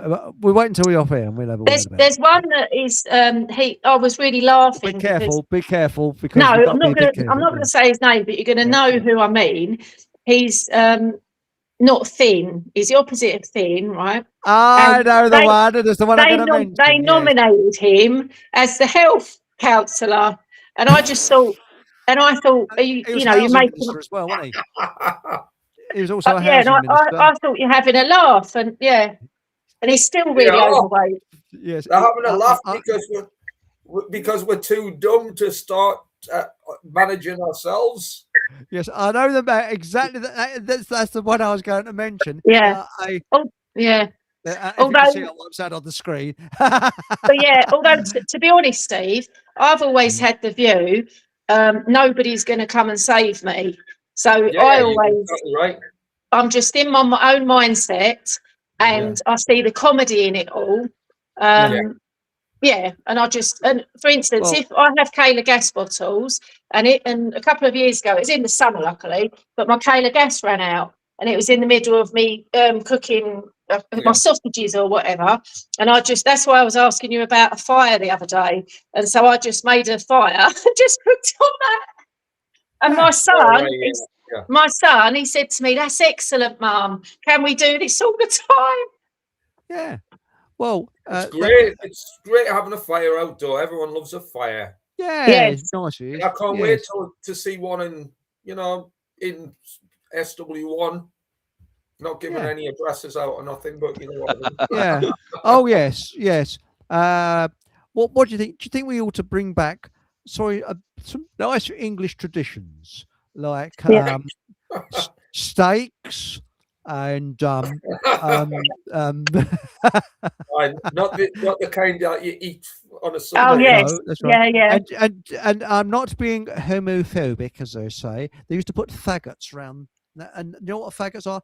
Bundles of sticks. They used to put them around the bottom for someone having a burning desire, that type of thing. You know. So yes, the old traditions, die hard. I mean, that's part of English tradition, But you can bring modern things into it, like I don't know, driving an electric vehicle into it, because they obviously burn pretty well. Yeah, that's a good one. Yes. And they can't be put out. In fact, make it not a car. Make it an electric bus, because that's one less. Well, that'll do. Reverse it in. That's all right. I think that'll go for a while. Hanging using bungee cord over a sewage farm. So out. Yeah. We saw a bus in the bus station in Waltham Cross the other day. We saw a bus and it was decorated with pride, and I've seen it. That's the one. Was it Pride in Hearts? And I said to my son, "Oh my gosh!" And he said, "Oh, what's the matter, Mum?" And I'm just thinking, "Oh, you don't understand." Yeah. And do you ever go to Eric's favourite cafe in the Cross? Where's that? It's almost opposite the not the pound shop. It's the one above shop or one below shop. I can't think of the name of it now. Very, very good cafe it is. Oh, okay. Good. Well, I don't normally eat out. Yeah, I don't eat out much, But it's such a. I mean, what I like about Waltham Cross, you can sit there and watch the wildlife, such as pigeons, Yeah. feral rats, People. people, and it's Looney Land and Looney Central, isn't it? Although Waltham Yes. Abbey is a little bit envious. When I sit in my mate's shop, we look Yeah. out and see the loonies walking past, sort of majestically, a bit like what you'd see in Africa. You get A wildebeest safari watch wandering or something. past. That's right. Yeah. You get people wandering around going loopy loo. It is Yeah. loony. Well, Yeah. just going back briefly to that previous topic about the Pride bus. Yeah. What happens? What if you're following behind that, and he jams the brakes on, and you're into the back of him? How can you book him? That'd be quite a difficult one to put on your insurance claim form, wouldn't it? I know. I rear-ended a Pride Rear-ended bus. a Pride bus. Yeah. Yeah. I mean, And- it's a real shit. I mean, I've seen pictures of Waltham Cross from 1960. It looks Yeah. a really nice place, really Yeah. posh. And Mm. It's an absolute bleeding sewer, isn't it? I mean, Well, same with Edmonton. oh, that I crap. mean, Oh, that's years a ago, crap. Oh, that is. Edmonton was lovely, and then Yeah. obviously that deteriorated. And a friend of mine years ago I worked with, she used to live on the multi-story tower block in Edmonton, and she said people, when they didn't want their TV, they used to chuck it out the window. That's a good idea. Yeah, it's a bleak. Well, It's do you, ridiculous. yeah. Well, do you know Hoddesdon is famous Yes. for that singer? What was her name now? Oh, she died, didn't she, of anorexia? Oh, I can't think of her name. Oh, Lena I know. Amy Winehouse. Lena. Lena Zavaroni. Yeah, she lived in Hoddesdon. Oh. Yeah. Oh, that's just sad. That's very, very sad. And Yeah. who else lives in? There's lots of famous people around. That actress that was in I don't watch EastEnders, who was alleged to have done naughty things on the A1 with a gentleman. Oh yeah, Gillian's Helforth. Yes. Natalie Cassidy also lived in Hoddesdon. She still does live there, I think. Oh, she was in she was Sonia, wasn't she? And also that model, pastry model. What was her name now? Oh, Linda. Linda Linda Lasardi. Lasardi, yes. I think she's quite nice, that lady. She's all right, yes. Yeah. But no, that who we just mentioned, I can't think of her name, was in Gillian. Gillian Southall. Yeah, I witnessed the accident that her daughter was involved in. Oh. And yeah, she was a daughter, 14-year-old daughter, was in the car with two 20-year-old men, 20-year-old folks, who was showing off. And I was just going down, I think Whitewebs, and the car missed me, and it had a head-on collision with the car behind me. Gosh. Just missed me. Yeah. He was lucky. Yeah, that was near Broxburn. But Yeah. anyway, we're boring people who don't live in local areas. So there we go. That's all right. It's not your fault. Yes. Was it Linda lives near me? That's Matilda. What, Linda Lasardi? Oh, you must live in Dobbs Weir then, because that's where Linda Lasardi lives. I think she still does live in Dobbs Weir. Dobbs Weir's nice, isn't it? It is where I had my car MOT'd. Yeah, I had my car, and I go in the Fish and Hills pub. Really? No, it is a Fish and Hills, isn't it? It is the my Fish and car's Hills. been MOT. Hang on a minute. Fish and Hills. Do you go to GLR to have your car MOT? Yeah. So do the I. Italian. Yeah. Oh, they're Yeah, lovely, I aren't they, do as there? well. And you know Steve. You must know Steve. Well, whoever, but my car mechanic's 80, and That's right. he's guy in Nazing, and he sends me to GLR. Yes. GLR. That's it. Yeah. Isn't that a bloody? It's a small world, isn't it? And I actually, when my car's been MOT'd, I actually walk up to Hoddesdon, which is a bit of fair trot, and do a bit of shopping and come back again. Oh, I just go in the Fish and Hills pub. Fish and Hills, yes. Which literally is just a little walk away over that bridge, isn't it? Yes, and I there was a bloke at a cafe open on one of the barges on the canal. Oh right. So that's and nice. he said tea. So I thought, well, I like to actually give money to the small man. Yeah. So I bought a cup of tea, and I have to admit, it tasted like a cup of piss. Oh no. It was horrible. So you wish you hadn't bothered. Cool. Bleed. No, I think you got the water out of the river. Sort of, But anyway, on that note, it's been fantastic show. We're still live, and thanks, Steve, for coming on and hearing all about locally where I. Isn't that been interesting? And I almost feel privileged, and to be living up northwest. Keep posh like who are you now? Yeah. Well, you got Jimmy now living near you, haven't you? So that's all right, isn't it? He lives up Here, there. Eric, we're going to have to get Steve down our area to do as a survival thing. Well, we could We'll do get it. two people.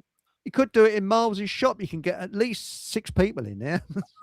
Yeah, I know. Count me in. Hey, just before we go off air, can we have another 2 to the instrument, Steve? Oh, hell yeah. Here we go. Hang on. It's ready. Yay. It sounds like something out of a Carry On film when a woman accidentally drops her panties, doesn't it? But, anyway, thank you very much, everyone, for joining us tonight. Anybody got anything to promote? No, I think we've all been promoted, and I'll probably be a guest on Paul English's show on Rumble at 8 o'clock this Thursday, where he's got a guest, Monica Schaefer, all the way from Canada, who's a German Canadian, and her dad was born the same year as my dad. And it turns out they may have been on the battlefield together, but on opposite sides. So there we go. And thank you very much for joining us. Please subscribe. Consider subscribing. It's free. Show a thumbs up. And whatever happens, have a bloody good laugh and good night.